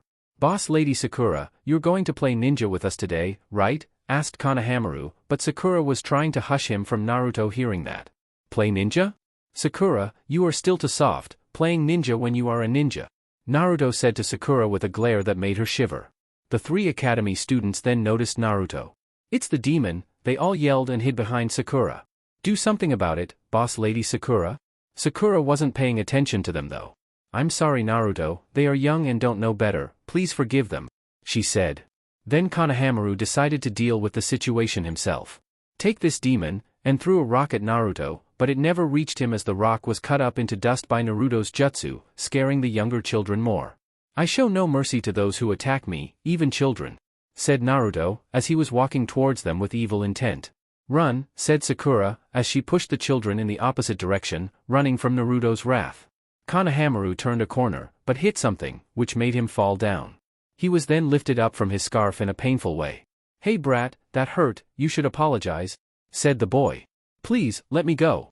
He's coming to get me, yelled a very scared Konohamaru. Stop moving kid, yelled the boy again. Konohamaru actually got himself free from all his moving and left the area with Udan and Moegi. Sakura then turned the corner to see the ninja. Where did Konohamaru, Udan, and Moegi go? She asked. Those brats? Ran off like the cowards they were. Fucking kids, the boy said. Don't call them that. Then Sakura noticed the ninjas' headbands. Sand ninja? You must be here for the Chunin exams? She said to them. Yes we are, and we plan on winning, said the girl from behind the boy. Naruto then came around the corner, see Sakura talking to foreign ninja, so he decided to worry about the kids later. Who are you? Asked Naruto to the ninja. It's only right to give your name when asking for someone else's name, said the girl. Well, I wasn't raised right, so I'll ask again, who are you? Said Naruto. TCH, I'm sick of this kid, I should kill him now to get rid of future competition, said the boy as he got something wrapped up in bandages from his back. Are you really going to use Crow for something like this? Said the girl. Then, a rock hit the boy's arm, causing him to comfort it and look up in the tree, revealing one Sasuke Uchiha. People causing trouble already. You don't want to go up against Naruto, he will kill you with no hesitation, he said. TCH, there's rats everywhere. Maybe I should dash. Stand down, Kankuro. You are a disgrace to our village, keep talking and I'll kill you, said a boy in the same tree as Sasuke. Gaara, they were the ones who started it. No need to dash. Silence, now, was all Gaara said as he appeared on the ground, in front of Naruto. I was wondering when you were going to stop hiding behind me, said Sasuke as he jumped down bedside Naruto on the right, Sakura on his left. Forgive my siblings, they are just cocky for the exams coming up. Keep them in control and we won't have a problem, said Naruto. The two had a stare down, now even blinking, for a while, until Gaara spoke. My name is Gaara of the Sand, these are my older sister and brother, Kankuro and Temari. Naruto then spoke up. My name is Naruto, and these are my two teammates Sasuke Uchiha and Sakura Haruno. I look forward to the battle we have in the Chunin exams, number 1. I also look forward to it, only your blood shall be shed, number 9, said Gaara, him and his team walking away. I want to kill him, said Naruto, making Sasuke and Sakura shiver. Naruto then looked back at a tree that was held some poorly stealth ninja, and blasted it with Ki, and walked away. In the tree. The 3 sound ninja that were hiding in the tree were now sweating bullets, trying to catch their breath. What was that? Said Dosu, the hunched back of the group. I don't know, but I think it came from the short blonde kid, said Kin, the only female of the group. We should watch our back against those 2 teams, said Zaku, the last boy on the team. Morning at the academy. Sasuke and Sakura saw Naruto approach them. It was 6 o'clock, on the dot. With a nod of his head, they all entered into the academy. There was no one in the academy, so they took to the stairs up to the 2nd floor. The pasted by the 2 hidden joinin, acting as genin, without a word. A team this early, and they noticed the genjutsu that fast. They're good, the man thought. The team passed through the double doors where the first exam would be, to see no one there. Everything was going according to plan. Sasuke posted up on the side of the wall, his arms crossed. Sakura sat down in a chair, crossing her arms and leaning her head on them. Naruto lay down on top of the table, not caring about anything else. 3 hours later. The teams started coming in and Team 7 was the first to see them all. There were some good-looking competition, but nothing the team couldn't handle. Naruto extended his senses in the room to get a feel of something he was sure of. There were 3 Jinchuriki in this room. I can sense it from Gaara and that green-haired girl over there. I will need to get in closer to tell which one she holds, but I'll deal with that later, thought Naruto. Then the doors busted wide open to reveal his brother and sister, Menma and Mito, along with their teammate, Sai. Hello losers. My name is Menma Uzumaki Namikaze, and I'm going to win the Chunin exam, believe it. Menma yelled. Mito then hit him on the back of his head, in fury. You idiot, you just made us a target to everyone here, yelled Mito even louder than Menma. The two got blasted with the combined ki of everyone in the room, making them shake, but all of a sudden, the ki disappeared. Ah, delicious killer intent, I so love the ability to absorb it and add it to my own power. Thought a happy Naruto. Naruto watched as his brother, sister, and Sai joined the other Konoha idiots. He saw that even though they didn't want to, Sakura and Sasuke got brought into their conversation. So how is it being with the demon all the time, Sakura-san, Sasuke-san? Said Mito. Clenching his fist in how she referred to Naruto, he said, he is alright. He doesn't get in the way and doesn't ask a lot of questions, unlike some people. Said Sasuke to Mito. Che, no need to be mean. I couldn't stand to be with him. Kaa-chan told me that he would only hold us back if he was on our team. Just being around him gives me the creeps. Said Mito. You say that like he isn't your brother? Sakura said to Mito, but Menma jumped in. That thing isn't our brother, he is the Kyuubi only with no power. Look at his eyes, they are red, but when Naruto was born, they were blue. There's no way that he isn't the Kyuubi. Said Menma with Mito agreeing with everything her brother said about Naruto. You all should lower your voices, people will think you're getting cocky with all that loud talking you're doing. Said a boy with silver hair and glass. Who are you? Said Menma. I am Yukashi Kabuto. This is my 7th time taking the exams. Said Kabuto with a smile. This is your 7th time, man you suck, said Kiba with a laugh. Not that, it's just that the exam is very hard to pass. Said Kabuto. Being the good person I am, I'll let you all get an idea of your competition with these. Said Kabuto as he showed them cards. What are those, Kabuto-san? Asked Sakura. Ninja info cards, information on every participant of this exam. If you're interested in someone in this room, said Kabuto. Rock Lee of Konaha, and Gaara of the Sand, from Sunagakure? Said Mito. While he was telling Mito and Menma of the people she asked for, Sasuke was having a conversation. Sakura, should we ask about Naruto? He said to Sakura. No, I don't see what help it would do, we know Naruto better than anyone, so we know Kabuto can't have any information on him that we don't know about. She explained. I know, it's just, he then looked at Naruto who was sitting on the other side of the room. If we get far in the exams, there is a strong chance that we will have to fight him, he said. If I'm paired up to fight Naruto, I would just surrender. There's no point in fighting a battle you know you can't win, she said as she went back to talking to Ino. Naruto was almost put to sleep by the competition. There was no one here that interested him, other than his fellow Jinchuriki. Naruto, he heard from behind him. He turned his head to see Mito and Menma, his dear brother and sister, with cocky smirks on their faces. Hey Naruto, how far do you think you're going to get in the exam, huh? After all, you haven't been trained by Kaa-san or Two-san all your life have you? Yeah, you're probably as weak as those genin from that new sound village. He said with a laugh, not noticing Dosu running up to him. He ran up to Menma and Mito and tried to punch them both, only for them to dodge the last second. Ha, you're noth dash Menma then fell on the ground, with his sister, as they felt disoriented. You may want to watch your mouth, I don't care who you are, you won't disrespect the sound village. Said Dosu, and Zaku and Kin came up behind him. The Oto team will win the Chunin exams, no matter what. Said Zaku, enjoying the pained faces that Mito and Menma had on the faces. Then a cloud of smoke appeared in the front of the class, with it came dozens of Chunin, and one Ibiki. Calm down. No fighting or you will be dismissed from the exams, he yelled. Sorry, just got a little excited. Said Dosu, and him and his teammates went back to their seats, not before giving Naruto a look of curiosity. Naruto then looked at a still recovering Mito and Menma, and with a smirk he commented. If being trained by the Hokage and his wife gets you beat by random genin, then I don't want their training. He said and left the two on the floor. During the test. Ibiki had explained the test, and Naruto, being a natural trickster, already got what he was trying to say. He had to cheat to pass the test. He used his control over the wind to feel if anyone was moving their pencils, and noticed the person behind him by 2 seats writing with a fast pace. Naruto then smiled. First test cleared. He thought as he wrote what the shifts in the wind told him to. 10th question. Alright, the 10th question is now here. But before you all answer it, let me say this.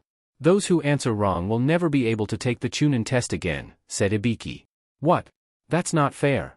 There are others who have taken the test before, yelled Kiba. Too bad, I'm the one administering the test this year. The only way to save yourself is to leave and take the test next year, said Ibiki. One after one, teams would start to leave.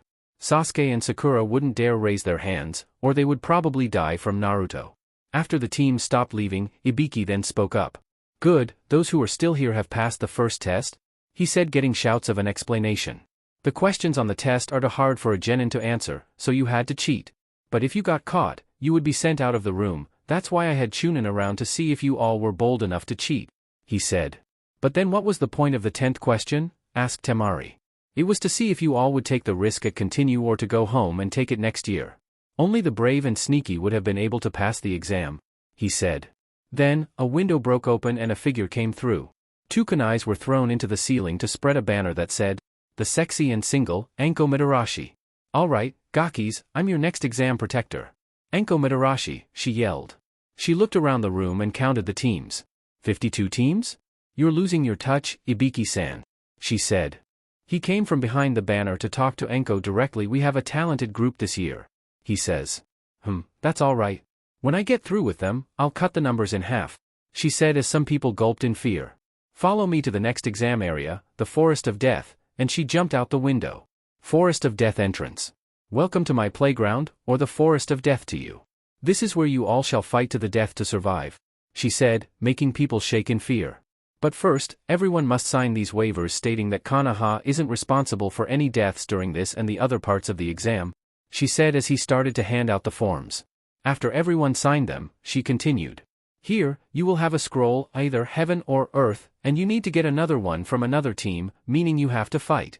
You won't know which scroll other teams will start with, which means you will have to be lucky to find the one you need first, she said.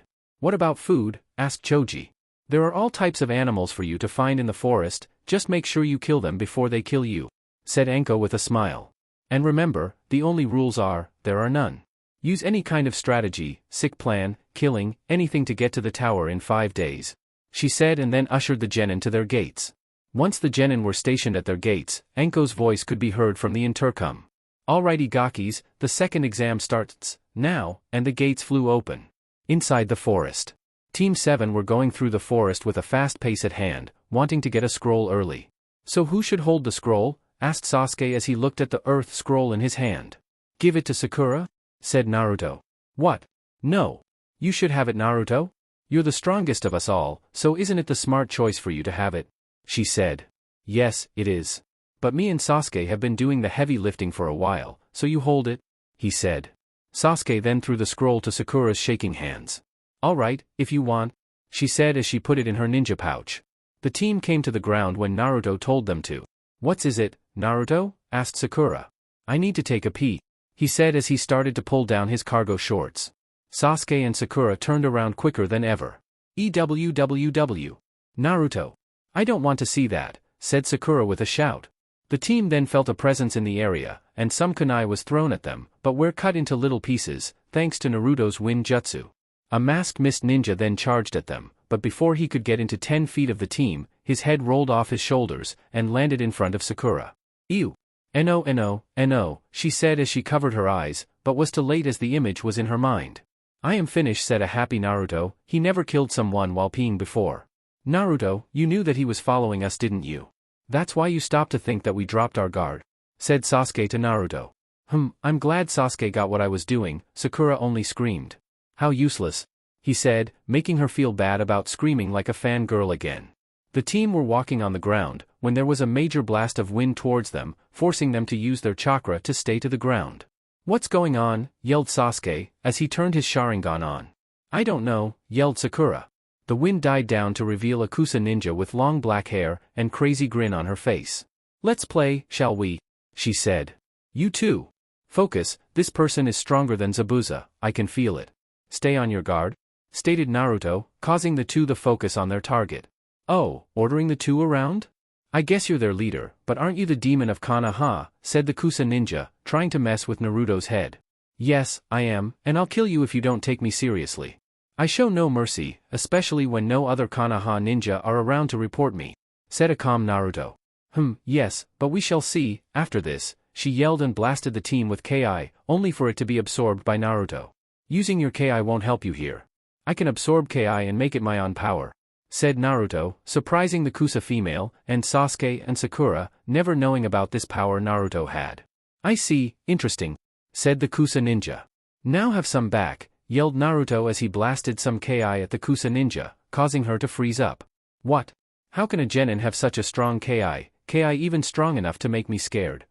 Thought a disguised Orochimaru. While frozen, Sasuke ran up to the female, and casted some hand signs. Katan, Phoenix Flower technique, he yelled and sent large fireballs towards a now recovered Orochimaru. He jumped over the attack, only to meet Sakura, right in front of him. Doton, Earth Dragon Blast, yelled and a dragon came from underneath Orochimaru, forcing him to substitute with a log in the forest area. Coming in contact with the ground, he tried to move, but noticed that he was stuck as the earth below him held him down. Doton, Earth Holding Technique, she said. Naruto came from behind Orochimaru, without him noticing, and clawed at his back, causing Orochimaru to scream. Shit, this isn't good. I didn't sense that boy at all. What kind of team is this? Thought a very surprised Orochimaru. Sasuke sent some kunai with explosive tags toward Orochimaru. Orochimaru switched again with a log, only to find himself in taijutsu with Sakura. She sent a uppercut, in which he leaned back from and kicked up at Sakura. She caught the kick, and bent all the way back, picking up Orochimaru, and slamming him down on the ground behind her. Orochimaru transformed his legs into a snake tail and got out of Sakura's strong grip, and ran toward Sasuke in a speed he couldn't react in time, and got punched in his midsection, causing him to fall back. Orochimaru was going to go for another, only if Naruto didn't jump on his back, wrapping his legs around Orochimaru's arms, and Naruto's arms around his neck. Sakura, now, he yelled. Doton, Stone Spear, and a stone with a sharp point grew underneath Orochimaru, but he leaned back, only causing him to get scratched on his shoulder. The Naruto on Orochimaru's back started to glow, until it exploded. The real Naruto came from a bush far away from the blast zone. Exploding clone technique, I wished you would have got caught in the explosion, I wish to end this silly game of cat and mouse, said Naruto, as Sasuke and Sakura jumped next to him. How good can a group of genin be? This is lasting too long, I'm starting to attract attention, but first. And Orochimaru started to do hand signs. Summoning jutsu, he yelled and summoned a very, very large snake. Let's see how long you last from my friend, said Orochimaru.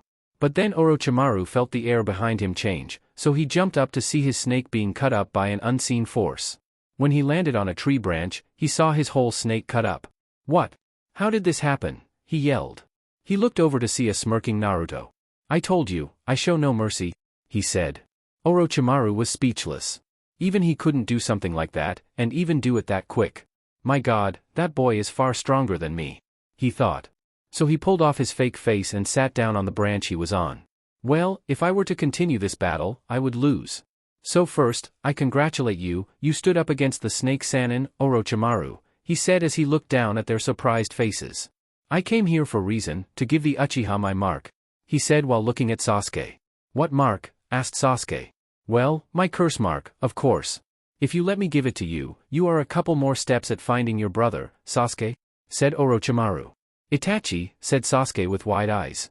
You said it would make the Uchiha stronger, said Naruto. Yes, very strong. With it, he is guaranteed that he would make it to the finals of this exam, said Orochimaru. Give it to him, said Naruto. What? I don't want that from him, he yelled. Too bad, I told you that I would get you stronger, I didn't say how, said Naruto as he turned and punched Sasuke in the stomach, making him gasp at the powerful punch. Sasuke fell to the ground in pain, and Sakura tried to heal him, only for Orochimaru to be faster as he extended his neck to Sasuke's and bit down, causing Sasuke to scream loudly. A-R-R-R-G-G-G-H-H-H, he yelled and then fainted. I should take care of the Nine-Tails brat now, thought Orochimaru and did some hand signs that looked familiar. That's the five-pronged seal, thought Naruto. He took the chance and ran towards Orochimaru. No. Naruto. Stop, yelled Kurama from his mind, but he didn't listen. He let Orochimaru lift his hoodie up and press his fingers on the seal. Five-pronged seal, yelled Orochimaru, as he closed up Naruto's seal on his stomach. Nu. Naarrrruuuuuuuto, yelled Kurama. Her yelling started get quieter and quieter until Naruto couldn't hear or sense her presence at all. I'll be taking my leave now, said Orochimaru as he melted into the ground. Naruto, Sasuke's really hurt, she yelled to him. But Naruto wasn't listening, he wasn't listening to anything. He could feel his mind come back. He could feel that he had better control over his body. His chakra. His mind. I'm free, he whispered. He looked up to the sky with a smile that has never appeared on his face. Pure happiness. I am free. Chapter 8. Few hours later. Naruto and Sakura moved from the area they were in, with Sasuke's unconscious body. They were currently in a hollow tree that covered them up and gave them shelter. Naruto was currently asleep, with the widest smile on his face that gave Sakura the creeps. It just didn't go with the usual cool and calm and scary Naruto. Naruto told Sakura that Orochimaru blocked off Kurama when he used his sealing jutsu, and he was finally free to do what he wanted. Hearing that made Sakura smile. Naruto has gone through so much with Kurama that it made her cringe when Naruto would tell her what she would do to his mind while he was asleep. The way Sakura believes, Naruto should be held the hero of the village and not Menma and Mito. Sakura was standing watch, but was really tired. She stayed up all night, watching Naruto and Sasuke's bodies. She really was jealous, she wanted to sleep too. She then threw a kunai in the bush, hearing something in them. What ran out wasn't what she expected. A squirrel, thought Sakura with a deadpan look. She then noticed something weird. Hey, she yelled and ran to the squirrel, and took the explosive note off it, saving its life. Who would do that to a little cute thing like you, she said as she rubbed the squirrel to her cheek, making the small mammal purr in delight. Then, the squirrel was taken out of her hands. She turned around to see Naruto cut its head off and start to peel the fur off. Naruto. Don't do that, it was so cute, said a now sad Sakura. Naruto then held the now peeled squirrel in his palm and used his fire chakra to cook it instantly, and took a bit. Your yelling woke me up. I'm glad it did though, we have company, he said as he looked in the trees. Yeah, I noticed, she said. She got a kunai out and wrapped an explosive tag around it and threw it in the trees. When it exploded, 3 figures jumped down to dodge the blast. About time you all came out, said Sakura as she looked at the sound team in front of them. We are not here for you two, we want the Uchiha, said the middle one that was bent over. The Uchiha is asleep, come back some other time, said Naruto to the hunchback. We don't care, we're here to kill him, so move out the way, said Zaku, surprising the two. Why do you want to kill Sasuke-kun, yelled Sakura. It's none of your business, so step aside, said the girl on the sound team, Kin.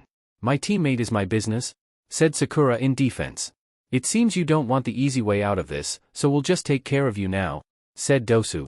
Don't make me laugh, with me and Naruto, we can beat anyone in this forest, exclaimed Sakura. No, you will handle them on your own, said Naruto.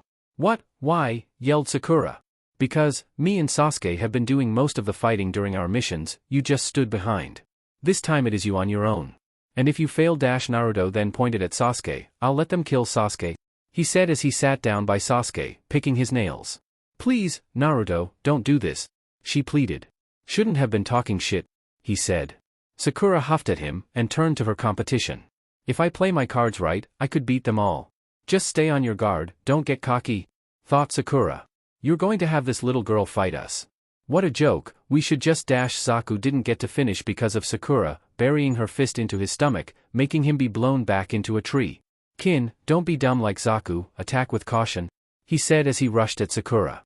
He extended his arm at Sakura to punch her, but she dodged and hit him head on with her fist. As he flew, Sakura felt dizzy. Kin came at her with Senbon in hand, and charged a now down Sakura.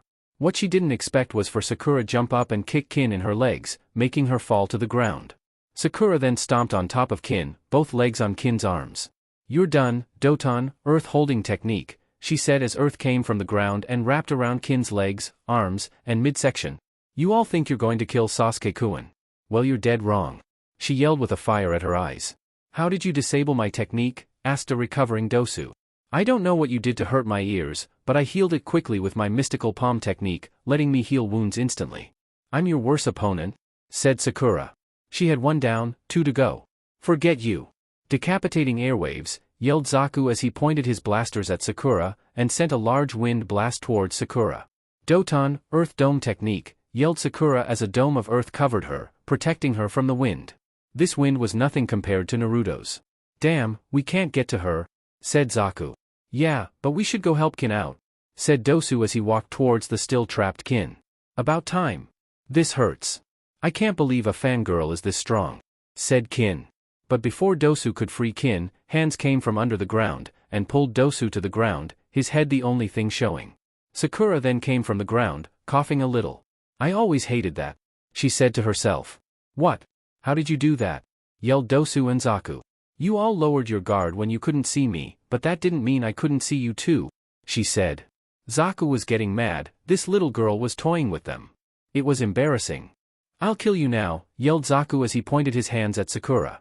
Oh no you don't, said Sakura as she put a kunai at Dosu's throat, and threw a kunai with an explosive tag next to Kin, ready to detonate. Attack me and your teammates die, understand? Now answer my question, why do you want to kill Sasuke-kun? Zaku was still deciding if he should tell or not, but Dosu beat him to it. We were told to kill the Uchiha for Orochimaru-sama, leader of Oto, he said. But why would he want to kill Sasuke-kun when he gave him that weird mark? He said that Sasuke would be a good follower for him, asked Sakura, surprising the three. He was already marked? What's going on here? The three had similar thoughts. It's because he wants to test the Uchiha, and you three were there to do that, said Naruto, as he jumped next to Sakura. Good job, you held your own well, he said. This made Sakura smile, she did feel strong. She handled 3 genin on her own, that gave her a ego boost. To test the Uchiha? That means we're just dash, said Kin. Target dummies. Naruto finished. When did Orochimaru-sama give Sasuke the curse mark? Asked Dosu. A few hours ago, we fought him and won, but I let Orochimaru give Sasuke the curse mark for my own reasons, said Naruto. Well now that we have our information, why don't you give me your scroll? We'll be on our merry way then, said Sakura. Just then, a smoke cloud enveloped Sasuke as he got up, black markings all over his body. I feel so strong. Like I can do anything, whispered Sasuke. TCH. And you were against getting the curse mark. Well look at you now, praising it, said Naruto. Naruto then walked over to Dosu and pulled him out the ground, and used his wind control to cut Kin free of her bounds. You want to use your new powers now? Use it on them, he said as he pointed at the now shaking genin. Naruto grabbed Sakura and Shunshin somewhere else but near to see the battle/massacre. You all ready? Asked Sasuke, as he disappeared and attacked. The sound genin had no chance. Sasuke normal ninja skills, which were already high level, with the curse mark, it would be a one-sided battle. In a good 3 minutes, Kin was knocked out, Dosu was slammed into a tree, and now Sasuke had Zaku's hands behind him with his foot implanted in the middle of his back. You take pride in these arms, would be a shame if something broke them, said Sasuke in a creep voice, as he put force in his foot, causing pain in Zaku's arm sockets. Then something wrapped around Sasuke's midsection. He looked back to see Sakura, crying in his back. Please stop. I don't see you like this. It reminds me of Naruto. Please, Sasuke-kun, stop this, said Sakura. Sakura, Sasuke said as the curse mark receded back to its normal form. He let go of Zaku's arms, making Zaku fall to the ground, and returned Sakura's hug. Naruto jumped down to the ground, looking at the scene going on between his 2 teammates, and decided to end it. You told the Uchiha to stop because it reminded him of me, why do you act like that is a bad thing? He said with a smirk. You don't realize how much life is worth, Naruto. But that isn't your fault, but it seems no one can change how you think, said Sakura. This made Naruto frown, no one can change how he thinks? No one is supposed to, not anymore. He got rid of Kurama, and he wasn't going to go back. Naruto walked up to the Otonin, checked their pockets and found a heaven scroll, the scroll they needed to pass the exam. We are done here, let's go, he said. But before they left, he scratched the Otonin on their skin and they all jumped away. Inside Genjutsu. Where are we? Said Dosu.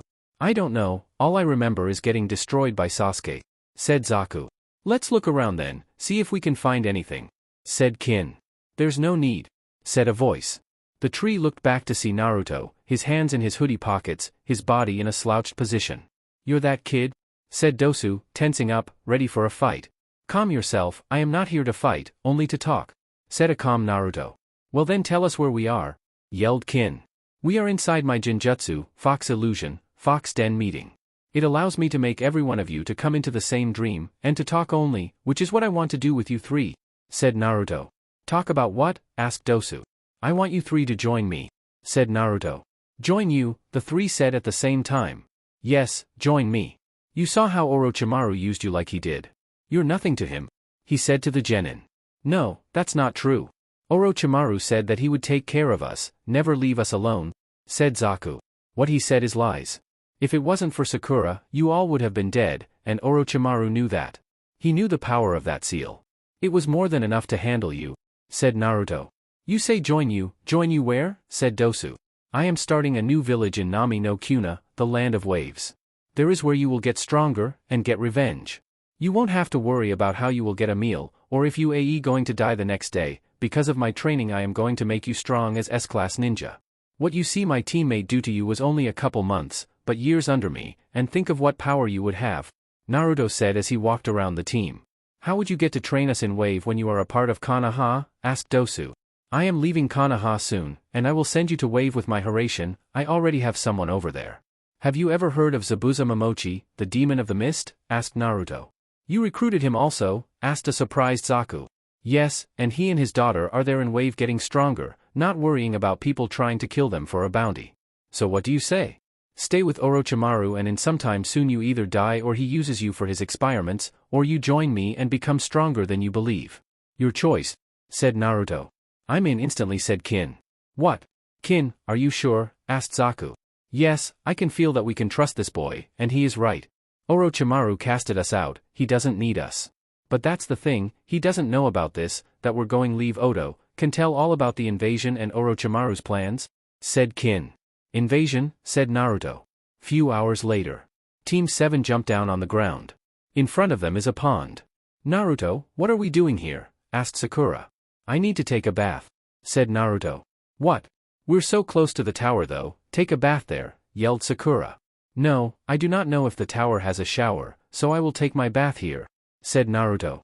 He then took off his black hoodie and the red t-shirt he had underneath, showing his abs and a very well-defined six-pack. Oh, my God, said a now drooling Sakura. Naruto, when did you get so strong? Said Sasuke. I would train in my cell for hours among hours. If I didn't finish my exercises, I would be punished. Kurama-chan said I need to be strong to be a demon. That and she wanted something to feel on when she had her fun, said Naruto. It was then that the two saw the many scars that litter all around Naruto's body.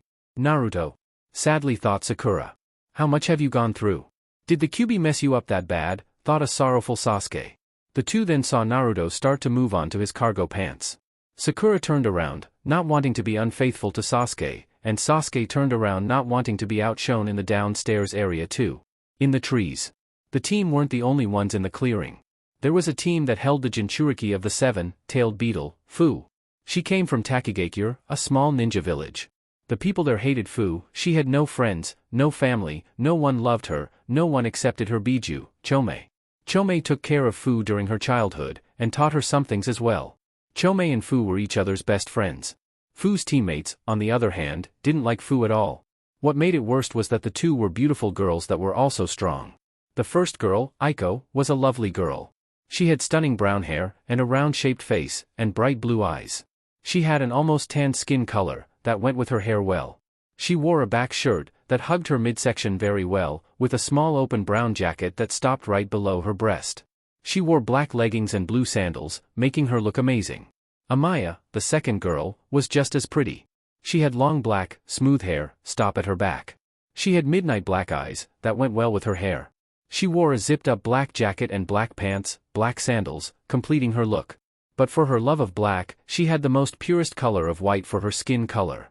The team were looking down at Team 7, debating on what should be done. Maybe we should just leave, we have our scroll, should we stay around? Asked Fu, with almost similar thoughts as Sakura. Why would we do that? We should take this opportunity and get their Jinchuriki. I've heard that Konaha treats him worse than even you, Fu, said Aiko.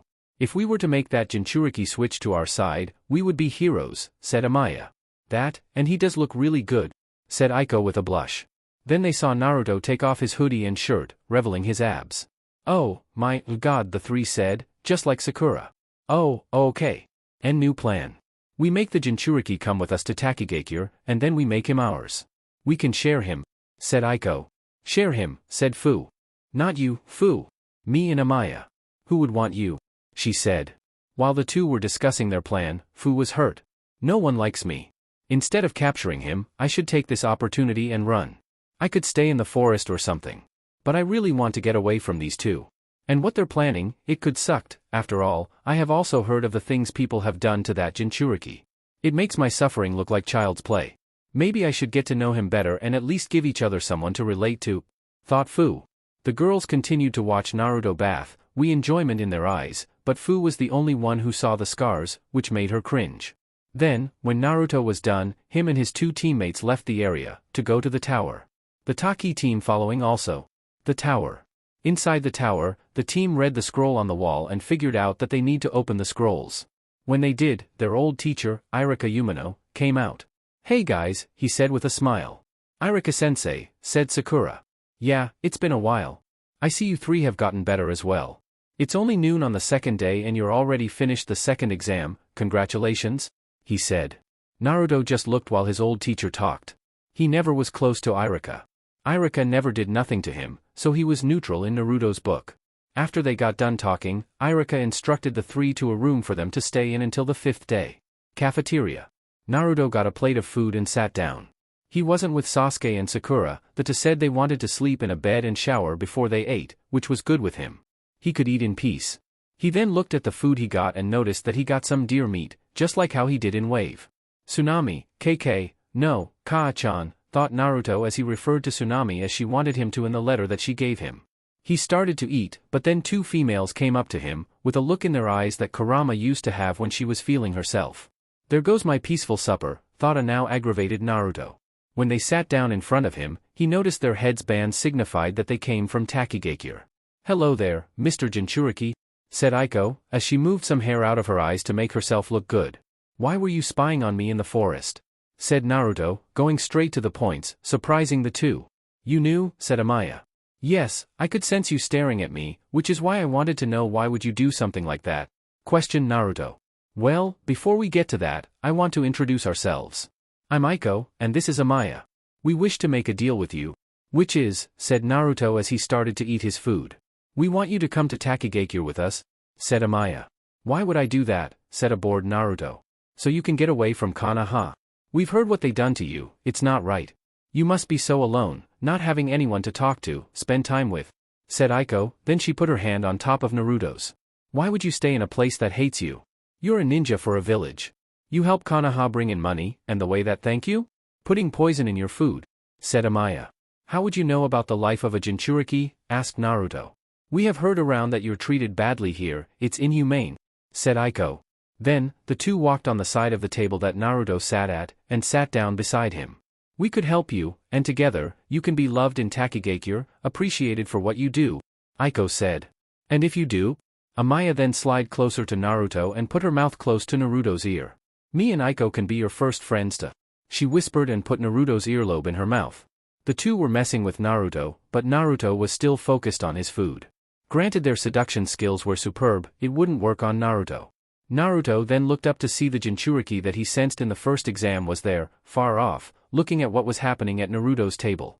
This was the best time to talk to her. You two come with me, he said as he got up from the table. Where are we going? Asked Aiko. You'll see, was all that Naruto said. The two did a girly squeal and latched onto Naruto's arms. They started to walk towards Fu, but Aiko and Amaya were too distracted at feeling on Naruto to notice where they were going. When Naruto stopped, the two noticed that they sat in front of Fu. Oh no. They both thought? Sit, Naruto said, which they did. Naruto then sat in front of Fu. What is your name? He said to Fu. I'm FF Fu, said Fu. Calm yourself, you're talking to someone you can relate to, why mess up a chance to talk to a fellow Jinchuriki? Said Naruto. After taking a breath, Fu spoke. I'm sorry, I wasn't prepared to talk to you. I haven't talked to a Jinchuriki before. I must say I am very nervous, she said. It is nothing to worry about. Tell me about you, Naruto. Yes, my name is Fu, and I was born in Taki and then later made a Jinchuriki right after my birth. I grew up with many friends, Taki really is a... You can stop lying now, said Naruto. What, I'm not lying, said Fu. Yes you are. I can tell. My Biju gives me the power to tell if someone is having any kind of negative thoughts or is lying to me when they talk, Since you lied, I can assume that you have no friends and that you are discriminated in Taki, is this true? Asked Naruto. No, Naruto-kun, Taki really is dash. Be quiet. Naruto interrupted Aiko. Please continue, Fu. Taking another breath, Fu continued. Yes, I have. Everyone hates me, and I never had a friend there at Taki. Even these two, who failed in their efforts to seduce me, said Naruto as he pointed to a shocked Aiko and Amaya. Yes, even they hate me, she said. Naruto-kun, we are friends with Fu dash. I said be quiet. If you don't, I will not take up your offer, he said. That shut them up. You still might join, said a now happy Fu.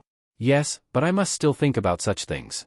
I shall see you later, Fu, he said as he got up from the table. He then walked over to Fu's side of the table and scratched her arm a little. The fox will return, he said as he walked off to his room. When Naruto left, Aiko and Amaya looked at Fu. I can't believe that happened. He just said that we failed in seduction. But at the village, we always have boys turning their heads at us, said Aiko. I don't understand, this wasn't supposed to go how I wanted it to go, said Amaya. Fu, on the other hand, was blushing mad. She thought that Naruto looked so cool, and when he scratched his arm and left. Of my god. She had this warm feeling when he did that, like when Chome gave her some of her yokai. Wait a second. Thought Fu as she looked at the scratch on her arm. I must go, she said to her teammates as she left and went to her room to sleep. Genjutsu. Fu opened her eyes to see a small fire in front of her. She looked up and it seemed to be a cave she was in. Where am I? She said. In my genjutsu, said Naruto, as he appeared from the darkness. Naruto-kun, she whispered. Listen, I need you to tell you something, said Naruto. Naruto then told her of his plan to make her go to Wave and to keep it a secret. He would send her over with the Oto group after the Chunin exams are over. He told her that he was faking when he said that he was faking when he said that he would think about going to Taki with them. It was just to make Aiko and Amaya think that he was wanting to leave with them. He said that when she would to get to Wave, that he would train her to become stronger than she would ever believe. After a while, Fu understood everything. So do you agree? Said Naruto. Yes, I'll go with you after the Chunin exams. But I do have a question? Would I be treated right at Wave? She said with worry. Yes. The people of Wave have all gone through things and I saved them, making them love me. The people that I'm sending over have also been treated wrong, so they would understand your predicament. You will be loved? Said Naruto. Then I have no other objections, she said. Good. Continue the exams like nothing has ever happened between us, understood, he said, and she nodded. Good, I'll see you later then, he said. Then the genjutsu started to fade away.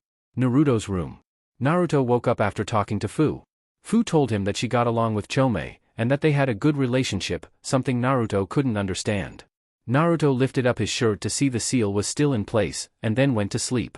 Too bad he didn't see the seal start to glow red a little, and start to fade some. Just a little longer, Naruto-kun, said Kurama from the seal. Chapter 9. Inside the tower, 3 days later. The second exam was now over. 8 teams passed the second exam, which was unheard of. The first team was the Suna team, hosting Gaara, Temari, and Kankuro. The second team was Naruto's team, hosting Naruto, Sasuke, and Sakura. The next team was the Taki team, hosting Aiko, Amaya, and Fu. The next team was Guy's team, hosting Niji, Tenten, and Rock Lee. The next team was Kabuto's team, hosting Kabuto, Yori Akako, and Masumi Tsurugi.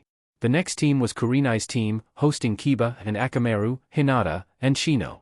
The next team was Kushina's team, hosting Menma, Mito, and Sai. And the last team that arrived was Asuma's team, hosting Shikamaru, Ino, and Choji. Most of the teams came in the last day. The cloths and their skin all messed up was proof of their struggle.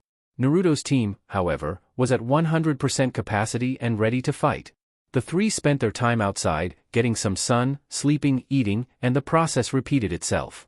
Everyone was now lined up in the arena of the tower, ready for the part of the exam. Then, in a yellow flash, Minato Namikaze showed up in front of the Genins, his cloak flapping behind him. Hello, Genin. I must congratulate you all for your efforts in passing the second round of the Chunin exams. The Chunin exams, though, is more than you think, he said. Then, Minato went into deep detail about the Chunin exams being a replacement for war, saying that villages sent their best genin to show off their skills in front of those who have offers and jobs for villages, surprising most of the genin. Before Minato could finish his speech, a jonin appeared in front of him. Hokage-sama, please let me take over from here, cough, cough, said the jonin. All right then, good luck everyone, he said as he went up to his podium to watch the fights. All right, cough, cough. My name is Hayate, cough, cough, Gecko. We shall have a preliminaries. Cough, cough, because there are too many people here, cough, cough, to continue. Cough, cough, so the matches will appear. Then an electronic board appeared on the wall behind Gecko. On this board. Cough, cough, the names will be chosen at random, cough, cough, so that means even your teammates, cough, cough, are now your enemies. Does everyone, cough, cough, understand? He asked. Everyone nodded, but was wondering if the Jonin was dying of some unknown disease. Good, then let, cough, cough, the battles begin. May, cough, cough, you please bring your attention, cough, cough, to the board, said Gecko. Then names started to flash between each other till it finally stopped on 2 names. Will Sasuke Uchiha, cough, cough, and Yori Akato stay here? Everyone else, cough, cough, report to the stands. Everyone went up to the stands, but Sakura gave Sasuke a good luck hug and ran up to the stands. Naruto and Sakura went up to where Kakashi was standing and stood there. Naruto jumped up and sat on top of the railings, not saying a word to Kakashi. Yo! Good job making it this far, you two. I am very proud, said Kakashi with a nice smile. The two didn't even say anything back to Kakashi, causing him to huff in grief and look down at the floor. Let the match begin, yelled Gecko, as he jumped away from the fight. I'll finish you quick and easy, said Yori, as he adopted a taijutsu stance. Your cockiness will be your end, said Sasuke as he got into his clan's taijutsu stance, the interceptor fist. The two didn't move for a moment, but then Yori rushed at Sasuke, making him smile. To him, Yori was going at a slow pace. When he finally reached to Sasuke, he tried to grab Sasuke, only for Sasuke to disappear, surprising Yori. Sasuke then appeared behind Yori and kicked him in the back of his knees, causing him to fall to the ground. Sasuke then pinned Yori to the ground as he stomped on his back with an extreme force, causing Yori to scream out in pain. Sasuke then turned Yori's head and took off his glasses and turned on his Sharingan. Genjutsu, Sharingan, said Sasuke as he put Yori into a Genjutsu, ending his match. Winner.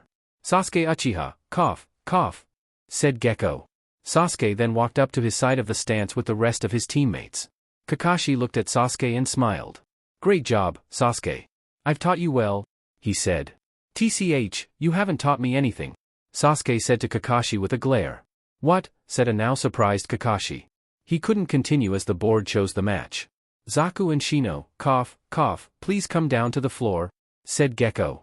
The match is the same, only Zaku surrenders when he is cornered, saving his arms. It seems the boy has learned some common sense, thought Naruto and a disguised Orochimaru as they watched the two walk back up the stance. Will Masumi Tsurugi and Kankuro come down to the floor, cough, cough. Same as canon. Will Sakura Haruno and Ino Yamanaka report to the floor, cough, cough, said Gecko. The two came down and faced each other, ready for battle. Begin, yelled Gecko as he jumped away. It's time, Sakura, to show Sasuke-kun that I'm stronger and better suit for him than you are, said a cocky Ino. Sakura only looked at Ino and then put her headband on her forehead, where belongs. So you want to go serious? Fine, she said as she also moved her headband to her forehead. Even though Sakura looked calm on the outside, Sakura was having a debate on the inside. What should I do? I don't want to hurt Ino, but then I don't want to lose. She over there only focused on Sasuke-kun, that she isn't worried at what's hand. Oh, I don't know what to do, she thought. Kill the bitch, yelled inner Sakura. No, I can't do that, she's my friend, said Sakura. Girl, what over there is your friend? So yeah, she helped you with bullies and shit when you were a kid, but who the fuck cares? That hoe over there is trying to take Sasuke-kun from us. Nobody does that to us, now do they? Yelled the inner Sakura. Sakura then got a fire in her eyes. Inner Sakura convinced her that Ino was just another enemy.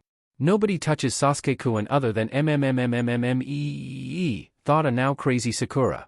That's right, bitch. Now go over there, whoop that hoe's ass, and take Sasuke-kun as yours, yelled inner Sakura. Here I come, Ino, said Sakura as she ran up to Ino. Ino wasn't ready when Sakura ran up to her and punched her midsection, causing her eyes to widen in pain. Ino couldn't fly away from the force of the blow because Sakura grabbed Ino's arm. She then bent all the way over and slammed Ino into the ground, similar like how she did Orochimaru in the forest. Ino was in disbelief and pain. How did Sakura know how to fight so good? She at least thought that they would be even in strength, but she was wrong. Really, really wrong. The crowd watches Sakura put the hands on Ino, while Ino couldn't do anything about it but take her beating. Kakashi looked at the fight with wide eyes. What? How did she learn to fight like this? Said Kakashi. What do you mean, Kakashi-san? Aren't you the one who taught Sakura in her youthfulness? Asked Guy. No. No, no, no. All of this that's happening is the first time I've ever seen from her. She usually didn't fight when in mission, and the only time she did was when she fought the demon brothers, but those two weren't really strong and I thought she just got lucky, said Kakashi. So what you're saying is that your student's strength is unknown to you? How unyouthful, said a sad Guy. Before Sakura was about to land another punch, something called out to her. Sakura, yelled Naruto with a mad face as he looked down on the fight. Yeah, said a now scared face as she looked at the face Naruto was making. Hurry this fight up. No one wants to see you beat up this weakling anymore. You're wasting my time with such a display. End it, he demanded. Ino got up from the ground and looked up to Naruto. Weakling, whispered Ino. Sorry, Ino, said Sakura as she punched Ino in the stomach again, only with so much force that Ino flew back into the wall and left an imprint on it. W winner, Sakura, cough, Haruno, said a surprised Gecko. Sakura jumped up to her team and got right next to Naruto, who was looking at Sakura with a mad face. I'm sorry, Naruto. I should have finished it earlier, but what she said about Sasuke-kun make me go into a fury, said Sakura. Naruto just looked at Sakura, then turned his head to the floor. Don't do it again, was all he said. Will Temari and, Ten come down to the floor, said Gecko. Team 7 wasn't paying attention, though. Kakashi wanted to talk to his team. Sakura, where did you learn how to fight like that? Said Kakashi. Not you, apparently. You didn't have time to teach me. Right, Kakashi-sensei, said Sakura as she looked at him. Some people around heard them. What are you talking about? I taught you some things, he stated in defense. I already knew tree walking when you taught it to us, other than that, you have taught me nothing, said Sakura as she looked down at the fight. Minato was looking at the scene with curiosity in his eyes. Kakashi hasn't been training his team? That doesn't sound like him, he thought. He then looked at Naruto and then glared. And why did she listen to him when he told her to hurry with their fight? She looked scared at him when he said that. And then to bow her head to him? What's going on here? As the fight continued, Temari won with a landslide, and Shikamaru won with him knocking Kin out when she got too close to the wall. Will Naruto and Kiba Inazwaka come down to the floor? Said Gecko. Woo-woo. We got the easy on Akamaru. This will be easy, yelled Kiba, as he jumped down to the floor. His trusted pup, Akamaru, barked in agreement and jumped next to Kiba. Naruto decided to take the stairs. No use wasting his chakra on something like the dog boy. Well, technically, foxes are a part of the dog family. But we're better, he thought as he got up from his seat from the rail and started to walk down to the floor. When Naruto passed Sasuke, he heard him say don't kill him. No promises, said Naruto as he passed Sasuke. As he was still walking, he passed by his mother, brother, sister, and Sai. Of course, his sister and brother had to say something. Good luck with your beating, Naruto, said Menma. I won't be visiting you in the hospital, said Mito. Naruto ignored them and finally made it down to the floor. He looked up to see Gaara looking down at him with fear. This boy. He is dangerous, very dangerous, thought Gaara as he looked into Naruto's red eyes. It felt like Naruto was killing him only with just looking at him. Gaara was visibly shaking, causing his siblings to notice. Is Gaara scared of him? Temari and Kankuro had similar thoughts. Naruto stopped looking at Gaara and stared at his competition. May the match, begin, yelled Gecko as he jumped away. This will be so easy. You might as well give up now. I remember that all you could do was dodge while we were in the academy. That's your only talent, but now that I'm faster, you stand no chance, yelled Kiba, trying to make Naruto mad. Naruto just stared at Kiba. He was nothing to him. Why was he even here? Oh yeah, his plan started with the Chunin exams, but they were so boring. Kiba saw that Naruto wasn't paying attention, so he said something to Naruto that sealed his fate. I'll beat you just like I heard about when you were younger. Then you'll recognize that you are weak, and will always be weak. Sakura and Sasuke slapped their foreheads when they heard this. Kiba was just a cocky, and now he was dead. Naruto's widened when he heard this. He had a couple memories go through his mind when he heard this. Naruto's eyes flashed a bright red, the anger in his eyes was clear. It almost scared Kiba. You have crossed the line now. I was just going to knock you out, but now I shall do worse, said Naruto. He then put his right hand inside the compartment that held his claw. He securely put it on his right hand and looked at Kiba. The attack I will use on you will give you a 50-50 chance on living. It all depends on the blood lost you will have, said a dead serious Naruto. Naruto then got into a running position, his right hand behind him. Like that will scare me, I'll finish this with on underscore. Naruto then appeared behind Kiba, his right arm now covered in blood. Kiba's jacket opened up and so did his stomach. Blood flew everywhere from his stomach. A gash appeared from the bottom of Kiba's bottom left part of his stomach to his right shoulder. Kyuubi fell over, eyes rolled to the back of his head. "Kyuubi!" yelled Kurenai as she jumped down. Hinata and Shino followed down with their sensei. Blood was pouring from his wound, and poor Akamaru was barking in sadness that his partner was not responding to him. "Someone please go get a medic," yelled Kurenai in desperation. Hinata started to cry as she looked at Kyuubi's downed form. She looked up to Naruto, as he started to walk back up to the stands. "Why would you do this?" she yelled to him. "Because who spoke out of his jurisdiction?" stated Naruto. In anger, Hinata ran up to Naruto, but was stopped by Sasuke and Sakura. "Why are you helping him?" said Hinata. We're helping you not get killed," said Sasuke. "They are correct, think when you attack me. I am not a weakling like Dogboy," he said and started to walk up the stairs. When he passed his family, he looked to them to see their shocked faces. No one could have saw Naruto when he moved, which made him glad. He looked at Mito and said, "Will you not visit Kyuubi in the hospital, either? Because I, apparently don't need it," he said with a laugh as he continued to walk toward Kakashi. Kushina looked at Naruto with fear. She didn't even see Naruto move, and she was sure no one else did too. How did he do that? Thought Kushina. The Oto team and Fu, on the other hand, saw the skill Naruto had and was glad that they were on his side. Naruto sat back in the same spot he did earlier, and while he did, Kakashi was looking at him with the most widest eyes. "NNN Naruto?" said a very surprised Kakashi. "What?" was all he said. "What just happened?" "I won," he said. When Kyuubi was cleared off the floor, Naruto noticed that he still had some of his blood on his arm. He then saw Gaara, and purposely slung some of the blood on Gaara on the other side of the room. The blood landed on Gaara's face and his siblings started to back away from Gaara. "He dies, slowly. Painfully. I don't care that he is stronger than me, with mother's help, I can win," was all Gaara thought. "Will Hinata and Neji please come down to the floor?" "Cough, cough," said Gekko. "Good luck, Hinata-chan," said Menma as he gave her a quick kiss on the cheek. With a giggle and quick thank you, she jumped down to meet Neji on the floor.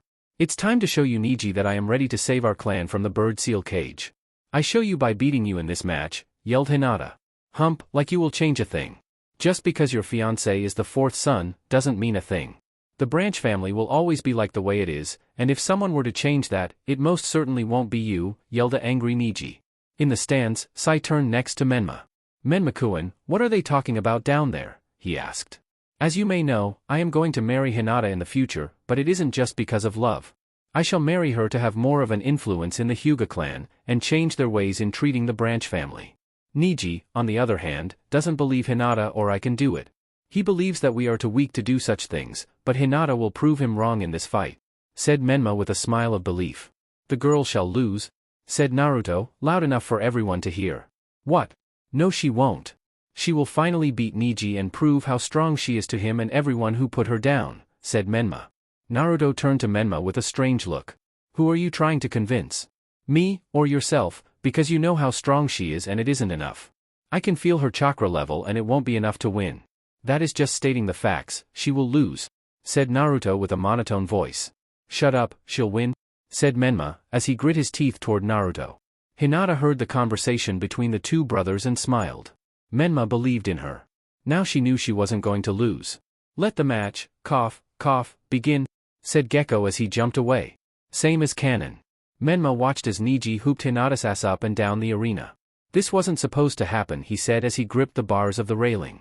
"Menma," thought Kushina and Mito as they watched the fury in his eyes. Hinata was cut up and bruised everywhere, but she still stood up to fight. "Why do you still continue? You lost, any more fighting will cause further injury," asked Neji. "Because I want to prove that I can do it.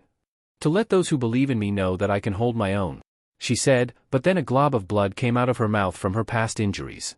"Well, apparently they can't depend on you. How pathetic. It sickens me to see you even try something when you knew you were going to fail. Your own little sister has a better chance than you would ever have," yelled Neji, as he prepared to strike Hinata down. He ran up to her, with his palm extended. "Now die," he yelled as he was about to strike, if it wasn't for the Jonin, Kakashi, Guy, Kurenai, and Asuma, stopping him. Before Hinata could fall out on the bloody floor, Menma caught her in his arms. "Hinata-chan. Stay awake," he yelled to her face. "I'm sorry. I didn't," she could finish as she coughed again. "Don't worry about it. You did great," he said as he started to tear up. Meanwhile, Team 7 was watching from the stands. "Do you see that?" said Naruto. "If we didn't train, we would have looked like that. These people are pathetic, nothing here shows their strengths, only their feelings. That's why I tell you to always to focus during a battle, cause if you don't, this happens," said Naruto, as Sasuke and Sakura nodded their heads. Kakashi looked upon the scene and saw how the two listened to Naruto, but nothing he said. "Why did I turn out to be a bad sensei? These kids have gotten strong without me. They are right, I am too lazy and selfish to be a good sensei," he thought as looked at them. When everything calmed down again, the exam continued. "Will Kabuto and Fu come down to the arena?" said Gekko. The two came down to field in their battle stances. "Good luck," said Kabuto. "Thanks, you two," she replied. "Begin," yelled Gekko. Kabuto then rushed at Fu with a kunai at hand. He was about to stab Fu, but Fu grabbed his wrist and pulled forward, turned around, and threw Kabuto to the wall, causing a lot of pain. "Poison gas," yelled Fu as a purple gas came from her mouth and surrounded Kabuto, as he fell from the imprint on the wall that he was forced into. "She's good," thought Naruto as he watched the scene below. "Ugh," groaned Kabuto as he started to suffer the effects of the gas. He walked out of it trembling, before falling to the ground. "I surrender," he said to Gekko. "Winner, cough, cough, Fu," said Gekko. Yeah, said Fu as she screamed in delight. "She acts like Sakura though," thought Naruto as he looked upon the scene with interest. "Please, return to your side of the stands, Fu-san," said Gekko. "Oh, yeah. Right," she said as she scratched the back of her head and ran up to her team. "Will Gaara of the Sand and Rock Lee come down to the floor?" "Cough, cough," said Gekko. "Same as Canon. Menma Uzumaki Namikaze and Amaya come down to the floor," said Gekko. "Good luck, Menmanai," said Mito with a smile. "You can do this, Menma-kun," said Kushina. "Thanks," he said as he jumped down to meet Amaya. "Let the match, cough, cough, begin," said Gekko as he jumped away. "Kagebushin," said Menma as he made 10 copies of himself and surrounded Amaya. "Give up, you won't win," he said. "I don't care if I am outnumbered, I will still fight," she said. She then pulled out a scroll and what came up surprised everyone. It was a sword. It looked basic, but the size made the differences in regular swords. "That sword has to be at least 6 feet long. And it's wide," yelled Menma. "Yup, and that's not the only thing," she said. She then swung the blade, and some parts of the sword started to separate from each other, held by a metal string in the middle. The sword went from 6 feet to 13 feet quickly. In one motion of her arm, the sword destroyed all the clones and almost hit Menma, if he hadn't dodged in the last second.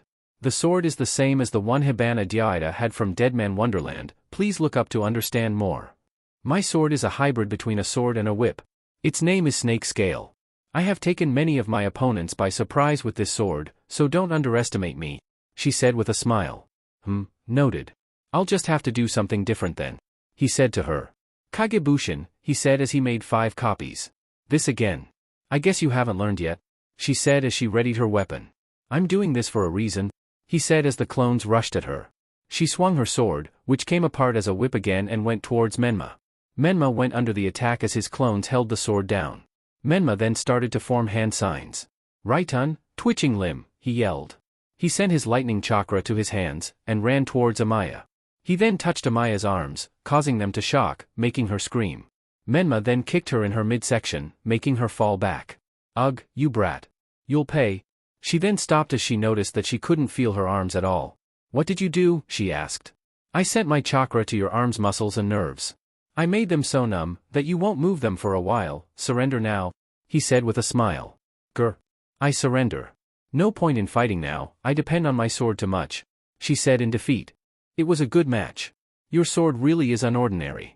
If I hadn't dodged at the last second, I would have died for sure," he said as he helped Amaya up and sealed her sword for her. "Winner, Menma Uzumaki Namikaze," said Gekko. Menma went back up to the stands to receive praises from his team. "Will Dosu and Choji Akamichi come down to the floor?" said Gekko. "Same as Canon. Winner, Dosu Kinyuta," said Gekko as he watched Asuma and Shikamaru try to pry Choji out the wall her was stuck in. "Will Mito Uzumaki Namikaze and Aiko come down to the floor?"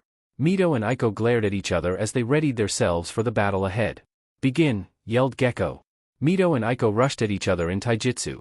Mito threw a uppercut, only for Aiko to lean back and try to kick at Mito. Mito spun around the kick and was about to punch at Aiko, but she backed, flipped and kicked Mito under chin, make her fall back. "Weren't ready for that, were you?" said a cocky Aiko. "I am not done yet," yelled Mito as she ran back in pursuit. Aiko got two kunais and attacked. She went to slash at Mito, but she grabbed her arms and threw them upwards, exposing her midsection.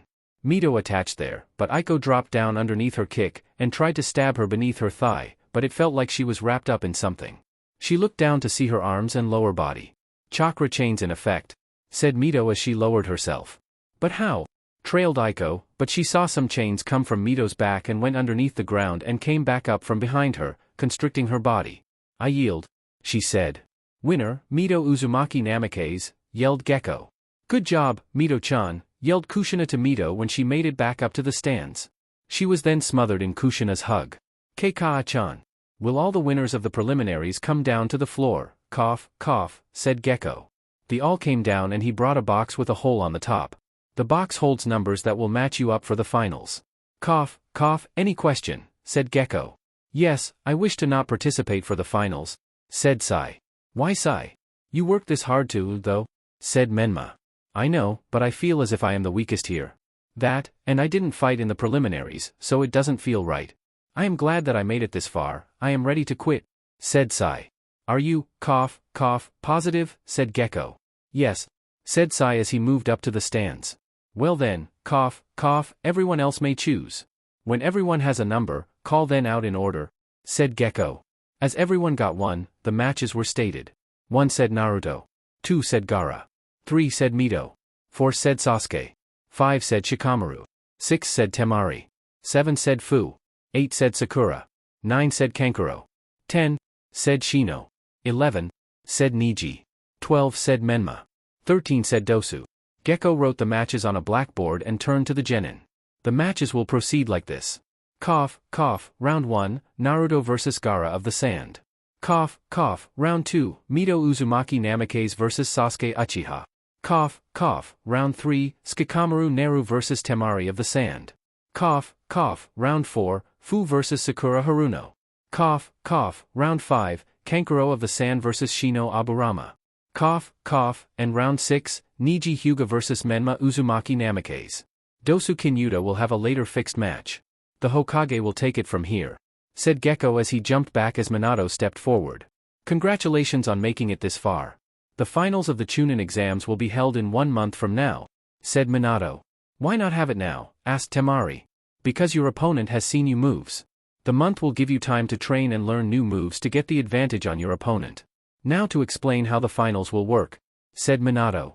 The first battles will be held during day 1, the start of the finals. The more you win to the finals, you will fight a battle for another day. Seeing how the chart is now, the finals will last for 4 days. So, go out and get stronger, and when you come back for the finals, represent your village well. That is all. I'll see you all in a month's time, said Minato as he went to Kushina. The team started to disperse, but Naruto pulled Sasuke and Sakura to the side. What is it, Naruto? Is it about the training we'll be doing during the month, said Sakura. No, it is the complete opposite of that, Naruto said as he looked at Sasuke and Sakura. What is that, said Sasuke. We are no longer a team, stated Naruto. What, the two said. You heard me. You two are strong. I told you that we would prove Konaha wrong and we did, we passed expectations for this team. Now, I don't need you two anymore, said Naruto. Naruto, you don't mean that, right? Asked a now sad Sakura. I mean everything I say, this team is over. The future shall change and where we will split paths, I'm just doing it early. I have no use for you two anymore. Goodbye, he said as he started to walk away.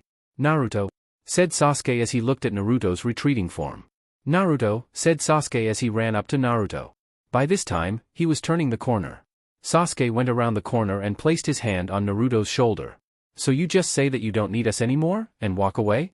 After everything that we have been through as a team, whispered Sasuke as he looked down, his hair shadowing his eyes. Yes, train on your own, said Naruto as he started walking again. Naruto, yelled Sasuke again, making Naruto stop. I have the feeling deep down that you don't want to leave, because if you do, you'll be lonely again. So why are you leaving, for real? Give me an explanation now, yelled Sasuke. Naruto just turned his head over his shoulder to look at Sasuke. I told you to turn off those cursed eyes when you talk to me, said Naruto. Sasuke didn't even know that he activated his Sharingan. Goodbye, said Naruto, and he disappeared in a red flash. Uzumaki Namikaze estate. Minato, Kushina, Menma, and Mito were all surrounded the dinner table, talking and laughing, celebrating the two genin getting to the finals. Good job, you two. I knew you could do it, said Kushina. Thanks, Kaa-chan, said the two genin. Up next is the finals. Do you feel confident on your matches? Said Minato. I don't know about mine. Sasuke-san quickly went through his opponent during his battle. He didn't even have to try. I'm going to have to really train hard to beat him, said Mito with confidence in her voice. Well, I know I will beat Niji, and I'll make Hinata feel better while doing it. And I'll go all the way and beat everyone in my way, yelled Menma. As if, you can't even see that your pants zipper is down, said Mito.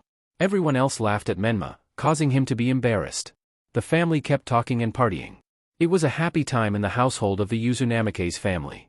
Nothing could ruin the moment. Yeah, right. Naruto's cell. Naruto was sitting down on his bed, looking at the chains that held him to the walls of his cell. His eyes flashed red as he looked down at them with a smile. It's time, said Naruto. He then started to gather his yokai in his palms. Anti-seal corrosion, said Naruto. The seals on the chains started to glow red and then started to gain rust, as if they were the oldest seal ever. The seals started to get weaker and weaker, until the chains broke off of Naruto's wrist. Naruto stood up and gathered his supplies and walked to the door of his cell. He opened the door and started to climb the stairs back up above ground. Naruto climbed the stairs some more until he reached what looked like the back of a vault-like door that you would find in banks to hold tons of money.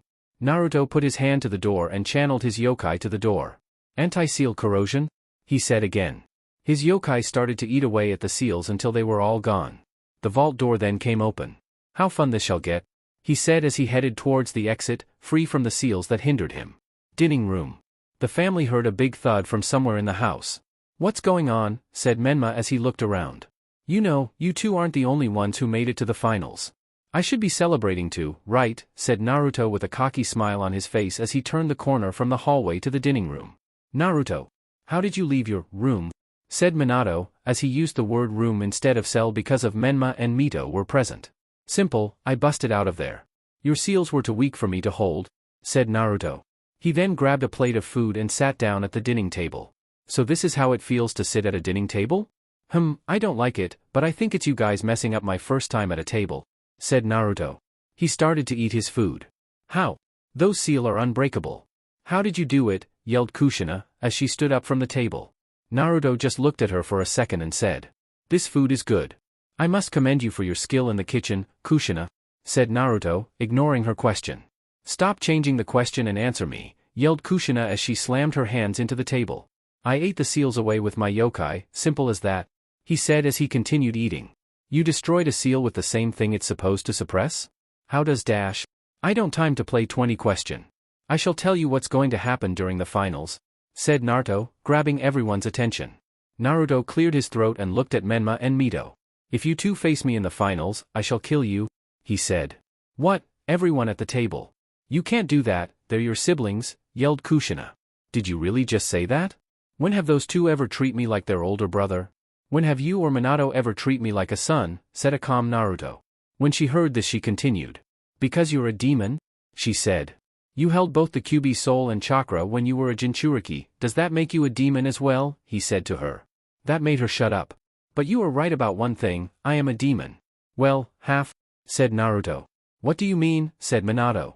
The day I killed that mob of people who wanted to kill me, at this, everyone at the table flinched, the Kyuubi turned me into a half-demon, letting me handle its yokai and kill them, said Naruto. But why say that you will kill us in the finals? Said Mito. With this, Naruto gained an insane grin. Well, because of revenge, of course, he said. Revenge, said Menma. Yes, revenge. All the suffering I went through as a child, and even now, it has made me strong.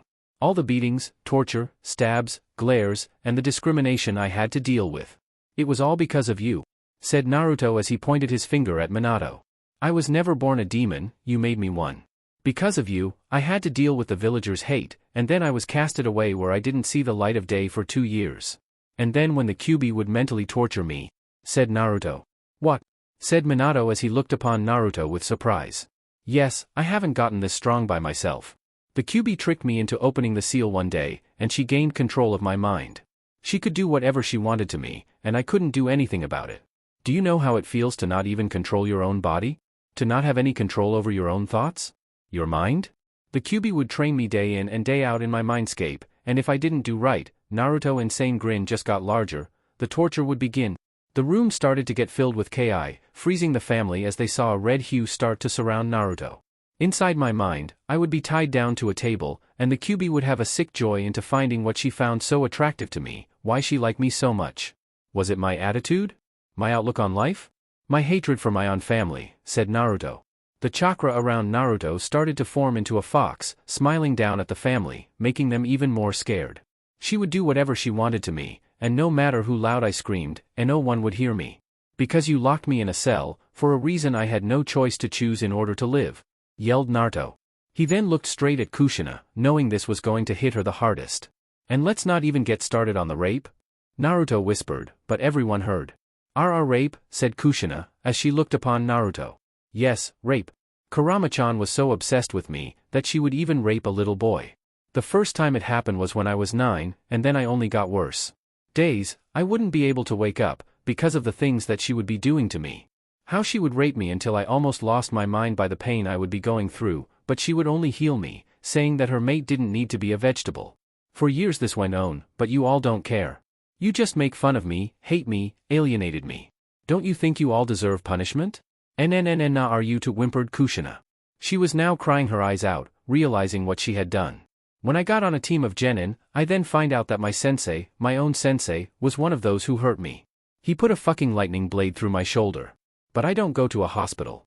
No, I sleep of my injury behind a dumpster, while you all sleep in your nice cozy rooms, thinking of such a good day that you all had as a family.